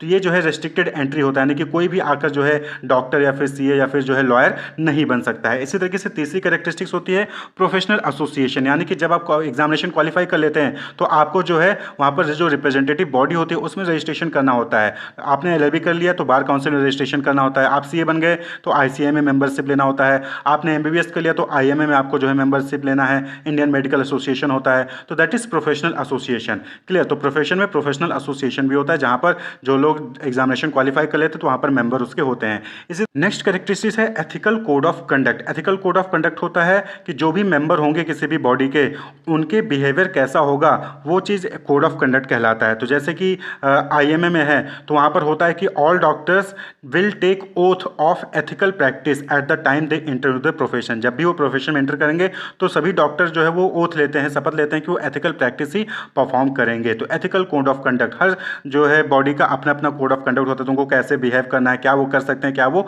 नहीं कर सकते हैं एज अ मेंबर। वहीं पर फिफ्थ कैरेक्टरिस्टिक्स है service motive. The basic motive of a profession is to serve their client interest by rendering dedicated and committed service. Service, doctor हैं तो आपको जो है आपको मरीज को जो है इलाज प्रोवाइड करना है, लॉयर हैं तो जो आपका क्लाइंट होगा उसको जस्टिस प्रोवाइड करना है। तो यानी कि यहाँ पर सर्विस मोटिव होता है प्रोफेशन में। तो अब अगर हम मैनेजमेंट की बात करें, मैनेजमेंट एज अ प्रोफेशन, तो मैनेजमेंट भी क्या है, एज अ प्रोफेशन है, क्योंकि मैनेजमेंट में भी well defined body of knowledge है, डिफरेंट लॉज हैं, थ्योरीज हैं, बुक्स हैं, जर्नल्स हैं। दूसरी कैरेक्टरिस्टिक्स है कि रेस्ट्रिक्टेड एंट्री। तो मैनेजमेंट में अगर आपको मैनेजर बनना है तो यहाँ पर कोई रेस्ट्रिक्शन नहीं है कि आपको पर्टिकुलर एग्जामिनेशन क्वालिफाई करके आना है। आप जो है बीए करके, एमबीए करके या फिर कोई और डिग्री हासिल करके जो है आप वहाँ पर मैनेजर बन सकते हैं। लेकिन यहाँ पर अगर आपके पास प्रोफेशनल नॉलेज है, ट्रेनिंग है, तो आपको जो है वहाँ पर बेटर अपॉर्चुनिटीज़ मिल सकती हैं, आपको प्रेफरेंस वहाँ पर मिल सकता है। तो कंप्लीट प्रोफेशन नहीं है मैनेजमेंट, लेकिन हाँ, यहाँ पर मैनेजमेंट को हम एज अ प्रोफेशन कंसिडर कर सकते हैं, क्योंकि यहां पर रेस्ट्रिक्शन नहीं है एंट्री पे। But professional knowledge and training is considered to be desirable qualification since there is great demand for those who possess degree और डिप्लोमा फ्रॉम रेप्यूटेड इंस्टीट्यूशन। यानी कि ऐसे लोग जिन्होंने एमबीए किया है या फिर पीजीडीएम कर रखा है तो उनको प्रेफरेंस मिलती है ऑर्गेनाइजेशन द्वारा, अगर उन्होंने अच्छी जगह से एमबीए पीजीडीएम कर रखा है। तो एंट्री रेस्ट्रिक्टेड नहीं है, लेकिन हाँ, प्रेफरेंस उन्हीं को मिलती है जिनके पास प्रोफेशनल नॉलेज या प्रोफेशनल कोर्स या फिर ट्रेनिंग होती है। तीसरा है प्रोफेशनल एसोसिएशन। तो मैनेजमेंट में भी प्रोफेशनल एसोसिएशन है AIMA, all India management association, जो कि डिफरेंट कोड ऑफ कंडक्ट को वहाँ पर रेगुलेट करती है। और जरूरी नहीं है कि सारे मेंबर उस कोड ऑफ कंडक्ट को फॉलो करें, लेकिन हाँ, यहाँ पर एसोसिएशन भी है, प्रोफेशनल एसोसिएशन है। तो मैनेजमेंट एज अ प्रोफेशन हम इसको कंसीडर कर सकते हैं। वहीं पर फोर्थ बात करें तो सर्विस मोटिव भी है। भाई यहाँ पर क्या होता है कि मैनेजमेंट का मेन मोटिव होता है कि जो ऑर्गेनाइजेशन का गोल है उसको अचीव करने में हेल्प करे, लेकिन साथ ही साथ अचीव कैसे होता है, by providing good quality of product and service to the people. यानी कि यहाँ पर भी क्या है कि सर्विस मोटिव यहाँ पर भी होता है कि मैनेजमेंट के जरिए आप ऑर्गेनाइजेशन को सर्विस दे रहे हो, आप जो है जो सोसाइटी है उनको भी सर्विस प्रोवाइड कर रहे होते हो। तो इसीलिए हम मैनेजमेंट को एज अ प्रोफेशन कंसीडर कर सकते हैं। तो मैनेजमेंट को एज अ साइंस भी कंसीडर किया जा सकता है, लेकिन प्योर साइंस नहीं। मैनेजमेंट को एज एन आर्ट कंसीडर किया जाता है एंड मैनेजमेंट को एज अ प्रोफेशन भी कंसीडर किया जाता है। नेक्स्ट टॉपिक है ऑब्जेक्टिव ऑफ मैनेजमेंट, यानी कि क्यों हम मैनेजमेंट के different activities, planning, organising, staffing, directing, controlling, इन फंक्शंस को परफॉर्म करते हैं, क्यों हम मैनेज करते हैं।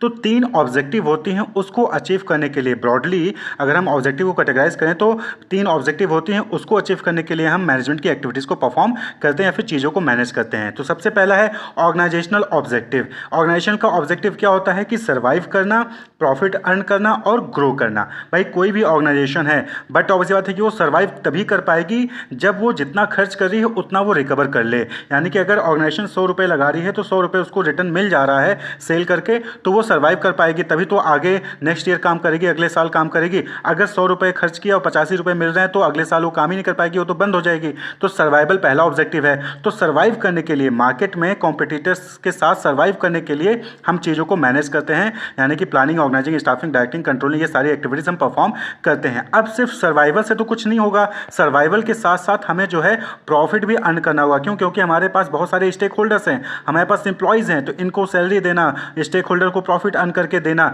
इन सभी चीज़ों को फुलफिल करने के लिए, इन ऑब्जेक्टिव को अचीव करने के लिए हम क्या करते हैं, मैनेजमेंट की एक्टिविटीज़ परफॉर्म करते हैं। और उसी के साथ साथ अब सिर्फ जो है एक ही जगह आपने अपना बिजनेस ओपन कर रखा है तो उससे काम नहीं चलेगा, अब आपको जो है ग्रो भी करना पड़ेगा। आप सर्वाइव कर रहे हो, प्रॉफिट भी अर्न कर रहे हो, अब आपको जो है ग्रो भी करना है। ग्रो भी करना है यानी कि अभी तक जो है आप एक प्रोडक्ट बना रहे थे, अब आपको जो है मल्टीपल प्रोडक्ट बनाना है, दूसरे मार्केट में एंटर करना है, दूसरी जगह जो है आपको अपनी मैन्युफैक्चरिंग प्लांट ओपन करनी है, या फिर आप कह लीजिए कि आपको इंटरनेशनल जाना है। अभी तक आप जो है इंडिया में सेल कर रहे थे, अब आपको जो है दूसरे कंट्रीज में भी सेल करना है, तो यानी कि आपको ग्रो करना है, ऑर्गेनाइजेशन को ग्रो करना है। तो इन तीनों ऑब्जेक्टिव को फुलफिल करने के लिए कि ऑर्गेनाइजेशन को सर्वाइव कर रखना है, ऑर्गेनाइजेशन को प्रॉफिट अर्न करके देना है, ऑर्गेनाइजेशन को ग्रो करना है, इसको अचीव करने के लिए मैनेजमेंट एक्टिविटीज परफॉर्म करते हैं। इस नेक्स्ट ऑब्जेक्टिव है सोशल ऑब्जेक्टिव, यानी कि मैनेजमेंट के फंक्शंस के जरिए हम सोसाइटी के लिए भी जो है डिफरेंट चीज़ें जो है अचीव करते हैं। जैसे कि आप जो ऑर्गेनाइजेशन है वो क्या कर रही है, वो प्रोडक्ट बना रही है, तो प्रोडक्ट किसके लिए है, सोसाइटी के लिए, लोगों के लिए। तो quality product at fair price, यानी कि सोसाइटी को एक अच्छा प्रोडक्ट मिले और रिजनेबल प्राइस पे मिले, कम दाम पे मिले, ज़्यादा पैसा ना लगाना पड़े, उसके लिए जो है मैनेजमेंट का फंक्शन परफॉर्म करना ज़रूरी है। उसके लिए मैनेजमेंट के फंक्शंस परफॉर्म किए जाते हैं। Fair dealings with supplier, dealer and competitor. Competitor, supplier जो आपको जो है रॉ मटेरियल दे रहा है, डीलर्स जो आपके होलसेल रिटेलर्स हैं उनको जो है सही से आपको डील किया जा सके, उनको सही टाइम पे जो है कम्युनिकेट किया जा सके, उनको सही टाइम पे पेमेंट मिले, इन सब चीज़ों के लिए जो है मैनेजमेंट के फंक्शंस परफॉर्म किए जाते हैं। पेमेंट ऑफ टैक्सेस, यानी कि जो ऑर्गेनाइजेशन है वो राइट टाइम पे जो है डिफरेंट जो गवर्नमेंट के टैक्सेस होते हैं, जीएसटीज होती हैं, उसको सही टाइम पे जो है फुलफिल कर सके, पे कर सके, उसके लिए मैनेजमेंट जरूरी है। Employment opportunities to people, people जो लोग हैं उनको एम्प्लॉयमेंट मिले, उसके लिए मैनेजमेंट जरूरी है। एनवायरमेंट को प्रोटेक्ट करें, ग्रीन टेक्नोलॉजीज का यूज़ करें, ग्रीन प्रोडक्ट्स का यूज़ करें, उसके लिए जो है मैनेजमेंट जरूरी है। तो सोशल ऑब्जेक्टिव को अचीव करने के लिए भी मैनेजमेंट जो है वो परफॉर्म किया जाता है, मैनेजमेंट एक्टिविटीज परफॉर्म किए जाते हैं। और वहीं पर तीसरा है दैट इज पर्सनल ऑब्जेक्टिव, यानी कि जो ऑर्गेनाइजेशन में एम्प्लॉयज़ होते हैं उनकी चीज़ों को, उनके पर्पस को फुलफिल करने के लिए डिफरेंट एक्टिविटीज़ परफॉर्म किए जाते हैं मैनेजमेंट के, जैसे कि fair and equitable remuneration to employ को सही और बराबर जो है रेन्यूमरेशन मिल सके उनके पोस्ट के अकॉर्डिंग, उनके क्वालिफिकेशन के अकॉर्डिंग, इसके लिए मैनेजमेंट जरूरी है। गुड वर्किंग कंडीशन, एम्प्लॉय को एक अच्छा वर्किंग कंडीशन मिले जहां पर वो इजिली अपनी एक्टिविटीज़ को परफॉर्म कर सके, अपनी परफॉर्मेंस दे सकें, प्रोडक्टिविटी को इंक्रीज कर सकें, ऐसा वर्किंग कंडीशन प्रोवाइड करना वो मैनेजमेंट का ऑब्जेक्टिव होता है। Training and development facilities, employees को प्रॉपर ट्रेनिंग देना, उनको डेवलपमेंट फैसिलिटीज प्रोवाइड करना मैनेजमेंट का ऑब्जेक्टिव होता है। एंड रिकॉग्निशन एंड रिवॉर्ड्स, यानी कि एम्प्लॉय को रिकॉग्नाइज करना, उनकी बेटर परफॉर्मेंस के लिए रिकॉग्नाइज करना, उनको उनकी बेटर परफॉर्मेंस के लिए रिवॉर्ड्स देना, मोटिवेट करना, ये चीज़ जो है मैनेजमेंट का ऑब्जेक्टिव होता है। इसके अलावा भी बहुत सारे ब्रॉडली जो है मैनेजमेंट के ऑब्जेक्टिव हो सकते हैं, तो ब्रॉडली हम 3 कैटेगरी में उसको डिवाइड कर सकते हैं। एक तो ऑर्गेनाइजेशन के लिए, दूसरा जो उसके यहाँ एम्प्लॉयज़ हैं उनके लिए, और तीसरा सोसाइटी के लिए जो है वहाँ पर अच्छे प्रोडक्ट्स, अच्छी क्वालिटी के प्रोडक्ट्स जो है रिजनेबल प्राइस पे जो है वहाँ पर उनको प्रोवाइड करें। तो ये जो है ऑब्जेक्टिव हो गए मैनेजमेंट के। नेक्स्ट टॉपिक है इंपॉर्टेंस ऑफ मैनेजमेंट। मैनेजमेंट का क्या इंपॉर्टेंस है, यानी कि अगर आप सही तरीके से ऑर्गेनाइजेशन को मैनेज करते हैं, एम्प्लॉय को मैनेज करते हैं, तो उसका क्या फ़ायदा होगा। तो सबसे पहली चीज़, management helps in achieving group goal, यानी कि जो ऑर्गेनाइजेशन का गोल होता है कि उसको सर्वाइव करना है, प्रॉफिट अर्न करना है, ग्रो करना है, वो गोल जो है वो अचीव होगा by providing common direction to individual effort. कैसे होगा, जब आप इंडिविजुअल एफर्ट को कॉमन डायरेक्शन प्रोवाइड करोगे, इससे जो ग्रुप, जो अलग अलग इंडिविजुअल हैं वो ग्रुप में मिलकर ऑर्गेनाइजेशन के गोल को अचीव करेंगे। दूसरा है मैनेजमेंट इंक्रीज एफिशिएंसी, यानी कि प्रॉपर तरीके से अगर आप चीज़ों को मैनेज कर रहे हो तो इससे क्या होगा कि जो कॉस्ट है वो कम होगा और जो प्रोडक्टिविटी है वो बढ़ेगी। भाई आप सही टाइम पे डायरेक्शन दे रहे हो, सही टाइम पे प्लानिंग कर रहे हो, सही टाइम पे ऑर्गेनाइज कर रहे हो, फंड्स की रिक्वायरमेंट हो आप जो है उसको फंड्स प्रोवाइड कर रहे हो, रॉ मटेरियल की रिक्वायरमेंट है उसको सही टाइम पे रॉ मटेरियल रिक्वायर कर रहे हो, एम्प्लॉय की रिक्वायरमेंट है सही टाइम पर एम्प्लॉय मिल जा रहा है। यानी कि जब प्रॉपर तरीके से चीज़ों को मैनेज करोगे तो एफिशिएंसी जो है वो, परफॉर्मेंस जो है वो बढ़ेगी, प्रोडक्टिविटी जो है वो बढ़ेगी। तो मैनेजमेंट जो है इसमें हेल्प करता है। Then management creates a dynamic organisation, management जो है वो एक डायनेमिक ऑर्गेनाइजेशन क्रिएट करता है। डायनेमिक मींस ऐसी चीज जो हमेशा बदलती रहती है। तो देखिए जो एनवायरनमेंट है वहां पर हमेशा कुछ ना कुछ चेंजेस होते रहते हैं। जैसे पहले के टाइम पे हम हाथों से जो है बुक एंट्री करते थे, लेकिन आज हम ईआरपी के जरिए एंट्री करते हैं। तो चीजें चेंज होती रहती हैं, टेक्नोलॉजी चेंज होता रहता है। तो एनवायरनमेंट में जो भी चेंजेस हो रहा है उसके अकॉर्डिंग जो है आपका ऑर्गेनाइजेशन भी चेंज हो, उसके लिए मैनेजमेंट जरूरी होता है। तो मैनेजमेंट के जरिए हम डायनेमिक ऑर्गेनाइजेशन क्रिएट कर सकते हैं जिससे कि हम चेंजिंग एनवायरनमेंट को मीट कर सकें। वहीं पर नेक्स्ट है management helps in achieving personal objective. Management जो है वो पर्सनल ऑब्जेक्टिव, यानी कि जो एम्प्लॉय के ऑब्जेक्टिव होते हैं कि उनको मोटिवेट करना, रेमुनरेशन देना, रिकॉग्निशन देना, रिवॉर्ड देना, ये सारे ऑब्जेक्टिव जो है मैनेजमेंट के जरिए ही पॉसिबल होते हैं। And next but not least that is management helps in the development of society. Society को डेवलप करने के लिए मैनेजमेंट हेल्प करता है। भाई आपको जो है क्वालिटी प्रोडक्ट दे रहा है सोसाइटी को, पीपल को एम्प्लॉयमेंट अपॉर्चुनिटीज देते हैं, इन्वायरमेंट को प्रोटेक्ट करते हैं, ग्रो जीडीपी को ग्रो करते हैं। तो इस तरीके से सोसाइटी को डेवलप करते हैं। टैक्सेस प्रोवाइड करते हैं जिससे कि उस टैक्स का यूज़ करके लोगों के लिए, पीपल के लिए, सोसाइटी के लिए स्कूल, कॉलेज, रोड, ये सारी चीज़ें डेवलप हो रही हैं, बन रही हैं। तो ये जो है इंपॉर्टेंस है मैनेजमेंट का। किसी भी ऑर्गेनाइजेशन के गोल को अचीव करने के लिए डिफरेंट एक्टिविटीज़ परफॉर्म करनी पड़ती हैं, डिफरेंट फंक्शंस परफॉर्म करने पड़ते हैं और कोई एक इंडिविजुअल, एक पर्सन जो है वो सभी एक्टिविटीज़, सभी फंक्शन परफॉर्म नहीं कर सकता। यानी कि मल्टीपल लोग जो है उस ऑर्गेनाइजेशन के डिफरेंट फंक्शन को मैनेज करने के लिए इन्वॉल्व होते हैं। तो अलग अलग लोगों की अलग अलग रिस्पॉन्सिबिलिटी होती है और उनके रिस्पॉन्सिबिलिटी के अकॉर्डिंग उनको जो है अथॉरिटी यानी कि पावर दी जाती है। तो उनके अथॉरिटी और रिस्पॉन्सिबिलिटी के बेसिस पे, यानी कि किस इंडिविजुअल की क्या अथॉरिटी है और उसकी क्या पावर, क्या रिस्पॉन्सिबिलिटी है, उसके बेसिस पे ही ऑर्गेनाइजेशन में 3 मैनेजरियल पोजीशन जो है वो फॉर्म होते हैं जिसको हम लेवल ऑफ मैनेजमेंट कहते हैं। तो लेवल ऑफ मैनेजमेंट क्या हो गया? It is the hierarchical structure of managerial position in an organisation. तो हायरार्किकल यानी कि क्या हो गया कि पदानुक्रम, यानी कि कौन किसका बॉस है, कौन किसका सबऑर्डिनेट है। तो लेवल ऑफ मैनेजमेंट क्या हो गया? एक्चुअली में ये हायरार्किकल स्ट्रक्चर है मैनेजरियल पोजीशन का। किसका? मैनेजरियल पोजीशन का ऑर्गेनाइजेशन में। तो ये किस बेसिस पे डिसाइड होता है कि किसकी क्या रिस्पॉन्सिबिलिटी, क्या अथॉरिटी है, क्या पावर है। क्लियर? क्लियर। तो generally there are 3 level in the hierarchy of organisation. तो ऑर्गेनाइजेशन में जो मैनेजर पोजीशन की हायरार्की होती है उसमें 3 लेवल होते हैं। कौन-कौन से? टॉप मैनेजमेंट, मिडिल मैनेजमेंट और तीसरा है सुपरवाइजरी या फिर ऑपरेशन मैनेजमेंट कहते हैं। तो एक-एक करके हम देखते हैं कि कौन किसमें होता है और क्या फंक्शन परफॉर्म किए जाते हैं। तो सबसे पहले हम बात कर लें टॉप मैनेजमेंट की। तो नाम से क्लियर है, टॉप मैनेजमेंट यानी ये सीनियर मोस्ट एग्जीक्यूटिव होते हैं ऑर्गेनाइजेशन के। Consist of the senior most executive of the organisation. जैसे कि आपने नाम सुना होगा chairman, chief executive officer, chief operating officer, president, vice president. तो ये सब क्या है? ये सब टॉप मैनेजमेंट में आते हैं। तो ये जो टॉप मैनेजमेंट होता है यानी टॉप लेवल के जो मैनेजर्स होते हैं, ये ओवरऑल ऑर्गेनाइजेशन के लिए गोल सेट करते हैं, स्ट्रेटजीज बनाते हैं कि जो ओवरऑल ऑर्गेनाइजेशन का गोल है वो कैसे अचीव होगा। Their basic task is to integrate diverse element and coordinate the activities of different department according to the overall objective of the organisation. तो ऑर्गेनाइजेशन में अलग अलग डिपार्टमेंट होते हैं, marketing department, HR department, finance department, operational department, production operation department. तो इन सभी department को इंटीग्रेट करना और जो है इनको कोऑर्डिनेट करना, जिससे कि जो ओवरऑल ऑर्गेनाइजेशन का गोल है वो अचीव हो सके, वो जो है ये टॉप मैनेजमेंट देखती है। सभी ऑर्गेनाइजेशन का गोल क्या होगा, सभी डिपार्टमेंट का क्या गोल होगा, कैसे वो स्ट्रेटजीज बनाकर उनको जो है अचीव करेंगे, ये सारी चीजें जो है कोऑर्डिनेट करवाना ये टॉप मैनेजमेंट का काम होता है। They are responsible for the welfare and survival of the organisation. तो ऑर्गेनाइजेशन सर्वाइव कर रहा है कि नहीं कर रहा है, ऑर्गेनाइजेशन में जो भी चीजें हैं वो सही तरीके से काम कर रही कि नहीं कर रही, वो सब कौन देखता है? टॉप मैनेजमेंट देखता है। They are responsible for all the activities of the business and for its impact on the society. तो बिजनेस में जो भी एक्टिविटीज परफॉर्म की जा रही होगी, जो भी इम्पैक्ट पड़ रहा होगा बिजनेस का सोसाइटी पे, उसके लिए रिस्पॉन्सिबल कौन होगा? टॉप मैनेजमेंट होता है। The job of the top manager is complex and stressful. यानी कि जो टॉप मैनेजमेंट का जॉब है वो बहुत ही कॉम्प्लेक्स और स्ट्रेसफुल होता है और इसके लिए इनको जो है लंबे समय तक, घंटों तक काम करना पड़ता है और इनका कोई टाइम फिक्स नहीं होता है।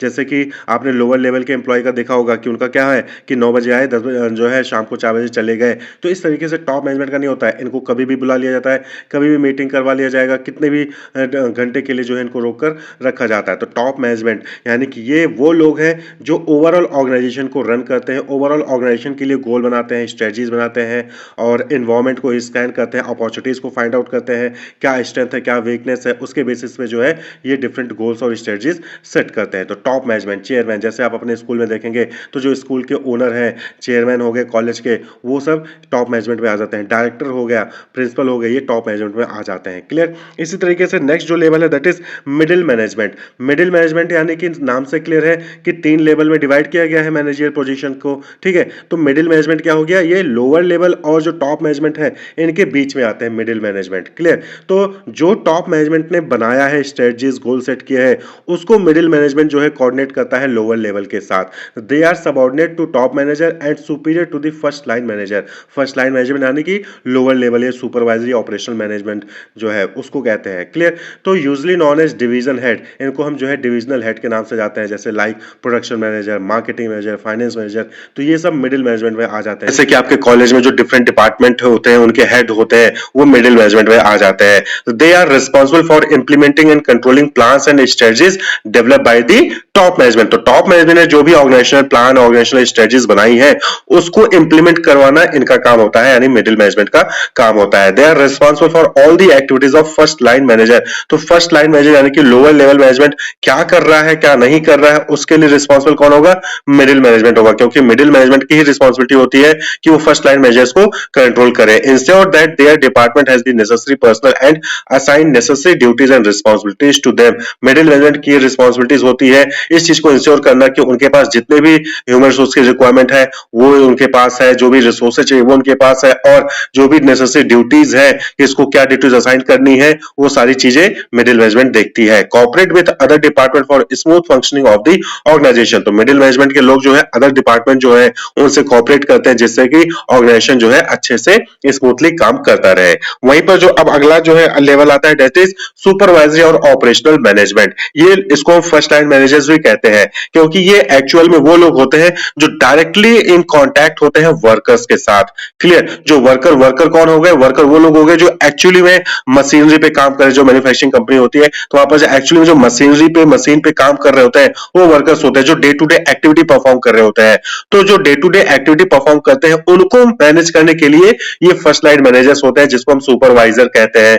ठीक है, आपने देखा होगा फोरमैन कहते हैं, सुपरवाइजर कहते हैं। तो ये लोग सुपरवाइजर या फिर ऑपरेशनल मैनेजमेंट मैनेजमेंट में आते हैं। ये directly oversee the effort of the workforce के सभी एफर्ट को डायरेक्टली ये जो है कंट्रोल करते हैं, मैनेज करते हैं, लुकआउट करते हैं कि सब लोग सही तरीके से काम कर रहे हैं कि नहीं कर रहे हैं। जैसे कि आपने देखा होगा कि कोई कंस्ट्रक्शन का काम हो रहा है तो वहां पर वर्कर होते हैं जो एक्चुअली में ईटा गारा सब काम कर रहे होते हैं, और उनको मॉनिटर करने के लिए वहां पर एक सुपरवाइजर रख दिया जाता है। तो वो जो सुपरवाइजर रखा गया है ना, वो जो है वो सुपरवाइजर फिर ऑपरेशनल मैनेजमेंट में आता है। Their authority and responsibility is limited according to the plans drawn by the top management. तो जो टॉप मैनेजमेंट ने प्लान बनाया है उसके अकॉर्डिंग जो है इनकी रिस्पॉन्सिबिलिटीज और अथॉरिटीज होती है, जो कि लिमिटेड होती है, ज्यादा इनके पास जो है अथॉरिटी होती नहीं, पावर होती नहीं, बस इनकी रिस्पॉन्सिबिलिटी है कि इनकी रिस्पॉन्सिबिलिटी होती है कि जो भी वर्कफोर्स है उनको देखें, उनको काम असाइन कर दे और वो देखें कि वो सही से काम कर रहे हैं कि नहीं कर रहे हैं। They are responsible of day to day operation, assign job to worker and provide training to them. तो इनकी रिस्पॉन्सिबिलिटी क्या होती है कि जो day to day operation perform किया जा रहा है उसको जो है वो मॉनिटर करे, जो भी जॉब है उसको वर्कर्स को असाइन करे और चीजें चेक करें कि सही से काम हो रहा है कि नहीं हो रहा है। अगर नहीं हो रहा है तो उनको प्रॉपर ट्रेनिंग जो है वहां पर प्रोवाइड करे। They interact with the actual workforce and pass on instructions of the middle management to the worker. तो ये एक्चुअली जो वर्कफोर्स होती है, जो एक्चुअली में काम कर रही होती है ग्राउंड पे, उनसे जो है कोऑर्डिनेट करती है और मिडिल मैनेजमेंट को रिपोर्ट करती है। Through their effort quality of output is maintain, wastage of material is minimised and safety standard are maintain. तो ये सुपरवाइजर ही होते हैं, जो फोरमैन होते हैं, जो लोअर लेवल के मैनेजमेंट मैनेजर्स होते हैं, इन्हीं के जरिए जो है ये चीज मेंटेन की जाती है कि जो भी आउटपुट आ रहा है, जो भी प्रोडक्ट बन रहा है उसकी क्वालिटी अच्छी है, कोई वेस्टेज नहीं हो रहा है, जो सेफ्टी स्टैंडर्ड है वो जो है सही तरीके से मेंटेन किए जा रहे हैं। तो ये एक्चुअली में यही लोग देखते हैं, ये नहीं कि ये जो सुपरवाइजर होते हैं ये मैनेजर्स, लोअर लेवल मैनेजर्स ही इस चीज को मॉनिटर करते हैं। क्लियर? तो ये जो है लेवल ऑफ मैनेजमेंट हो गया। तो 3 लेवल ऑफ मैनेजमेंट होते हैं। सबसे ऊपर होते हैं टॉप मैनेजर्स, जो कि ऑब्जेक्टिव सेट करते हैं, ओवरऑल ऑर्गेनाइजेशन का क्या गोल होगा उसको सेट करते हैं, एनवायरमेंट को स्कैन करते हैं, उसके हिसाब से प्लान और जो है डिफरेंट प्लान जो है वो डेवलप करते हैं और डिसीजंस लेते हैं, स्ट्रेटजीज डेवलप करते हैं। क्लियर? उसके बाद आता है मिडिल मैनेजर्स। मिडिल मैनेजर्स जो है वो रिसोर्सेज को एलोकेट करेंगे, फर्स्ट लाइन मैनेजर्स जो होते हैं उनको ओवरसी करेंगे, उनको देखेंगे, टॉप मैनेजमेंट को रिपोर्ट करते हैं जो भी डेवलपमेंट हुआ है, और ये डिफरेंट जो है एक्टिविटीज को डेवलप करते हैं, उसको इंप्लीमेंट करते हैं गोल को अचीव करने के लिए। वहीं पर तीसरा लेवल है फर्स्ट लाइन मैनेजर, जिसको हम सुपरवाइजर फिर ऑपरेशनल मैनेजर भी कहते हैं।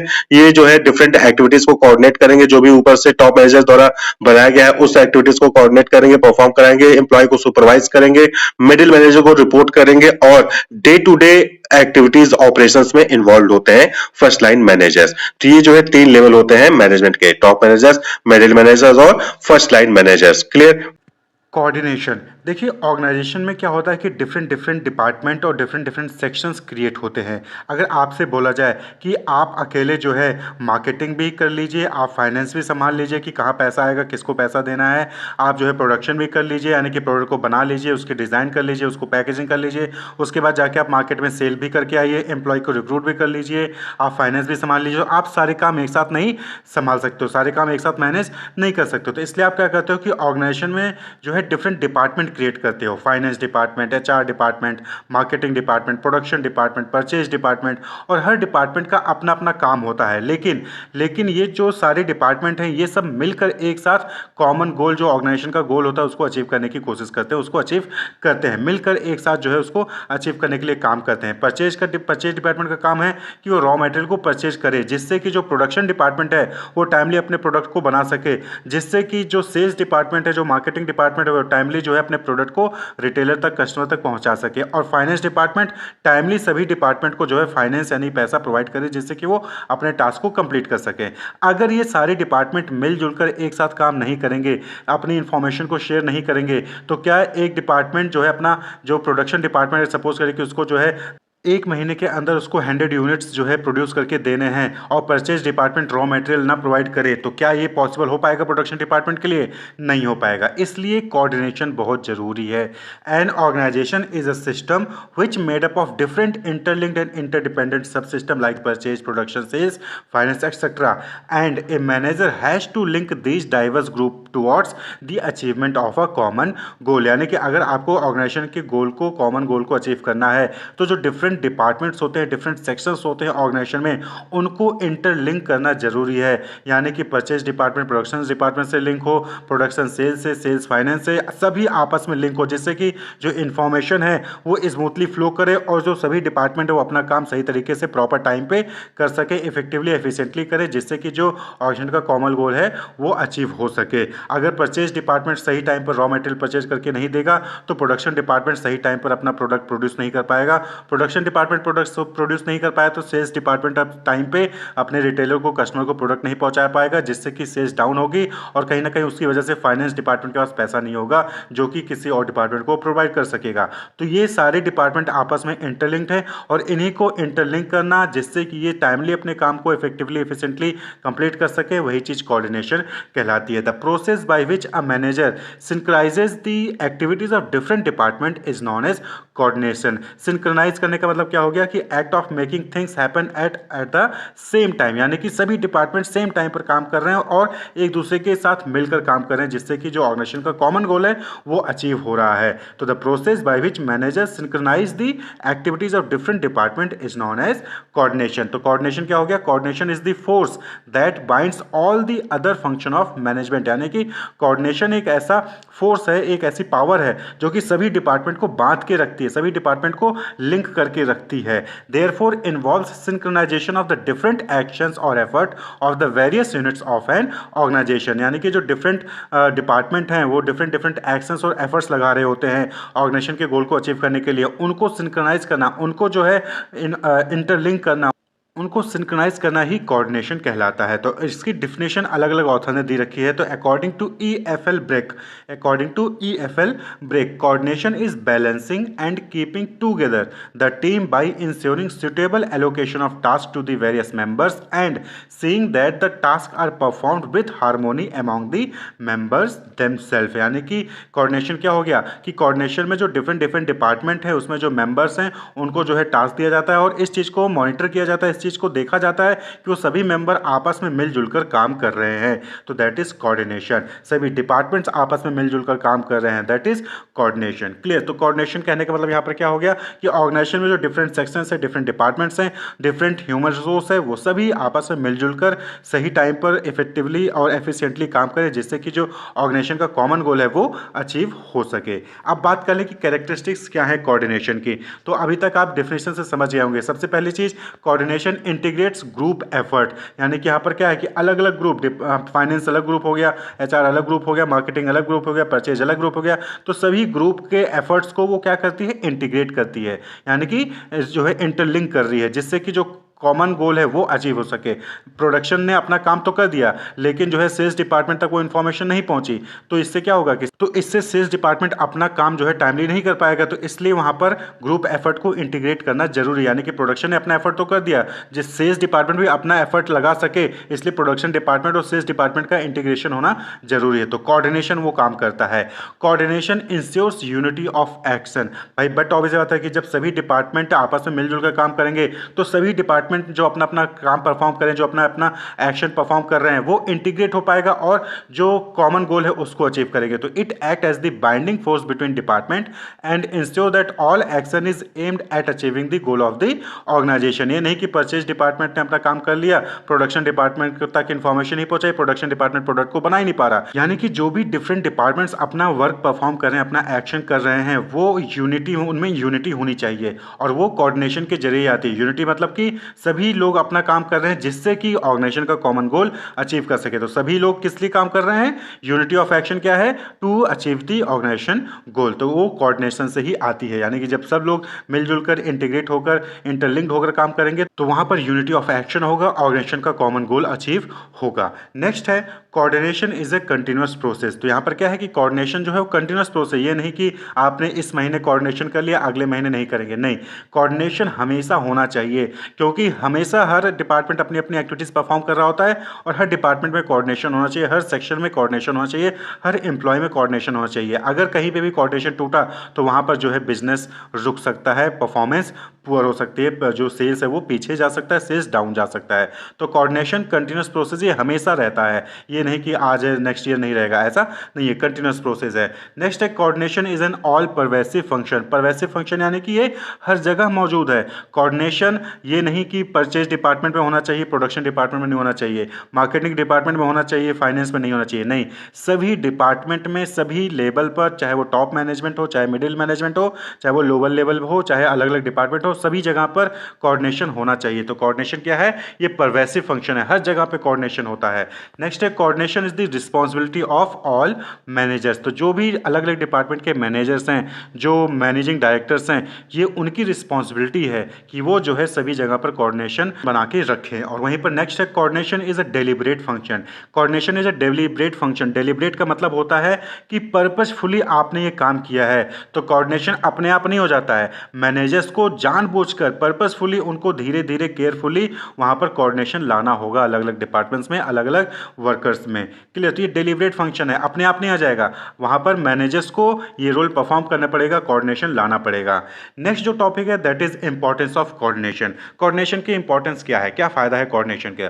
देखिए, जब धीरे धीरे ऑर्गेनाइजेशन परफॉर्म करेगा तो ऑर्गेनाइजेशन ग्रो करेगा, जब ग्रो करेगा तो वहाँ पर जो है और ज़्यादा एम्प्लॉयज़ रिक्रूट होंगे, जब ज़्यादा एम्प्लॉयज़ रिक्रूट होंगे तो वहाँ पर क्योस होगा। अगर सही तरीके से आप सभी एम्प्लॉय को मैनेज नहीं करोगे, टास्क को उनको डिवाइड नहीं करोगे, सभी एफर्ट और एक्टिविटीज़ को इंटीग्रेट नहीं करोगे, तो वहाँ पर क्योस होगा और जिसकी वजह से परफॉर्मेंस क्या होगी, वो पुअर हो जाएगी ऑर्गेनाइजेशन की। तो पहला इंपॉर्टेंस क्या हो गया, ग्रोथ इन ऑर्गेनाइजेशनल साइज, यानी कि जैसे जैसे ऑर्गेनाइजेशन का ग्रोथ होगा उसकी साइज बढ़ेगी और वहाँ पर कोऑर्डिनेशन बहुत ज़्यादा इंपॉर्टेंट होगा। वहाँ पर कोऑर्डिनेशन नहीं होगा तो वहाँ पर क्योस होगा, परफॉर्मेंस पुअर हो जाएगी। तो as organisation grow in size the number of people employed by the organisation also increase. At time it may be difficult to integrate their effort and activities. It is important to harmonise individual goals and organisation goals through coordination. तो जैसे जैसे organisation grow करेगा, number of employees grow करेंगे, और number of employees grow करेंगे तो अगर वहाँ पे कोऑर्डिनेशन नहीं होगा तो वहाँ पर आप जो है ऑर्गेनाइजेशन के गोल को सक्सेसफुली अचीव नहीं कर पाएंगे। तो वहाँ पर कोऑर्डिनेशन की इंपॉर्टेंस होती है। नेक्स्ट है फंक्शनल डिफरेंसेस। होता क्या है कि अलग अलग डिपार्टमेंट, अलग अलग डिवीजन, अलग अलग सेक्शन में ऑर्गेनाइजेशन डिवाइडेड है। क्लियर? तो अलग अलग डिपार्टमेंट का अपना अपना फंक्शन होता है, तो सभी का क्या है, वहाँ पर फंक्शन अलग अलग है। तो ऐसे केस में वहाँ पर कोऑर्डिनेशन की जरूरत होती है। तो अगर कोऑर्डिनेशन नहीं होगा तो अलग अलग जो फंक्शंस परफॉर्म किए जा रहे हैं किसी एक कॉमन गोल को अचीव करने के लिए, वो इंटरलिंक नहीं होंगे और जिसकी वजह से ऑर्गेनाइजेशन की परफॉर्मेंस वो जो है वो पुअर हो जाएगी, ऑर्गेनाइजेशन का जो कॉमन गोल है वो अचीव नहीं हो पाएगा। तो इसलिए फंक्शनल डिफरेंसेस होते हैं और उन फंक्शनल डिफरेंसेस को दूर करने के लिए, इंटीग्रेट करने के लिए, इंटरलिंक करने के लिए कोऑर्डिनेशन की रिक्वायरमेंट होती है। नेक्स्ट इंपॉर्टेंस आती है स्पेशलाइजेशन में। तो स्पेशलाइजेशन में क्या होता है कि अलग अलग जो एम्प्लॉयज़ है वो अपने अपने फील्ड में स्पेशलिस्ट होते हैं। मार्केटिंग का अलग होगा, एचआर का अलग होगा, फाइनेंस का अलग होगा, प्रोडक्शन का अलग होगा। अब उस केस में क्या करते हैं कि अगर वो जो है किसी दूसरे की सजेशंस लेना पसंद नहीं करते हैं, वो दूसरे का सजेशन लेना, दूसरे का एडवाइस लेना पसंद नहीं करते हैं, तो ऐसे केस में क्या होता है कि कॉन्फ्लिक्ट अराइज होता है। तो यहाँ पर भी कोऑर्डिनेशन ही वो फैक्टर है जिसकी वजह से सभी एम्प्लॉयज़ मिलकर, सभी स्पेशलिस्ट मिलकर एक दूसरे के साथ काम करते हैं, जिससे कि जो ऑर्गेनाइजेशन का कॉमन गोल है वो अचीव होता है। तो कोऑर्डिनेशन इन तीनों के केस में ही इंपॉर्टेंट होता है। जब ऑर्गेनाइजेशन की साइज ग्रो कर रही होती है, नंबर ऑफ एम्प्लॉयज़ ग्रो कर रहे होंगे, तो उस केस में कोऑर्डिनेशन इंपॉर्टेंट होता है। फंक्शनल डिफरेंसेस होते हैं, डिफरेंट डिफरेंट डिपार्टमेंट हैं, सेक्शंस हैं, वहाँ पर डिफरेंट डिफरेंट फंक्शंस परफॉर्म किए जाते हैं, तो वहाँ पर कोऑर्डिनेशन जरूरी है, क्योंकि अगर अलग अलग डिपार्टमेंट में कोऑर्डिनेशन नहीं होगा तो ऑर्गेनाइजेशन का गोल अचीव नहीं होगा। स्पेशलाइजेशन, अलग अलग स्पेशलाइज्ड वहाँ पर आपके पास एम्प्लॉय होंगे, अलग अलग डिपार्टमेंट में अलग अलग स्पेशलाइजेशन होते हैं, वहाँ पर भी जो है कोऑर्डिनेशन की इंपॉर्टेंस होती है, वहाँ पर भी कोऑर्डिनेशन रिक्वायर्ड होता है। कोऑर्डिनेशन नहीं होगा, मिलजुल कर काम नहीं करेंगे, एक दूसरे से सभी लोग इंटरलिंक नहीं होंगे, तो ऑर्गेनाइजेशन का गोल अचीव नहीं हो पाएगा। Wish you all the best, keep watching.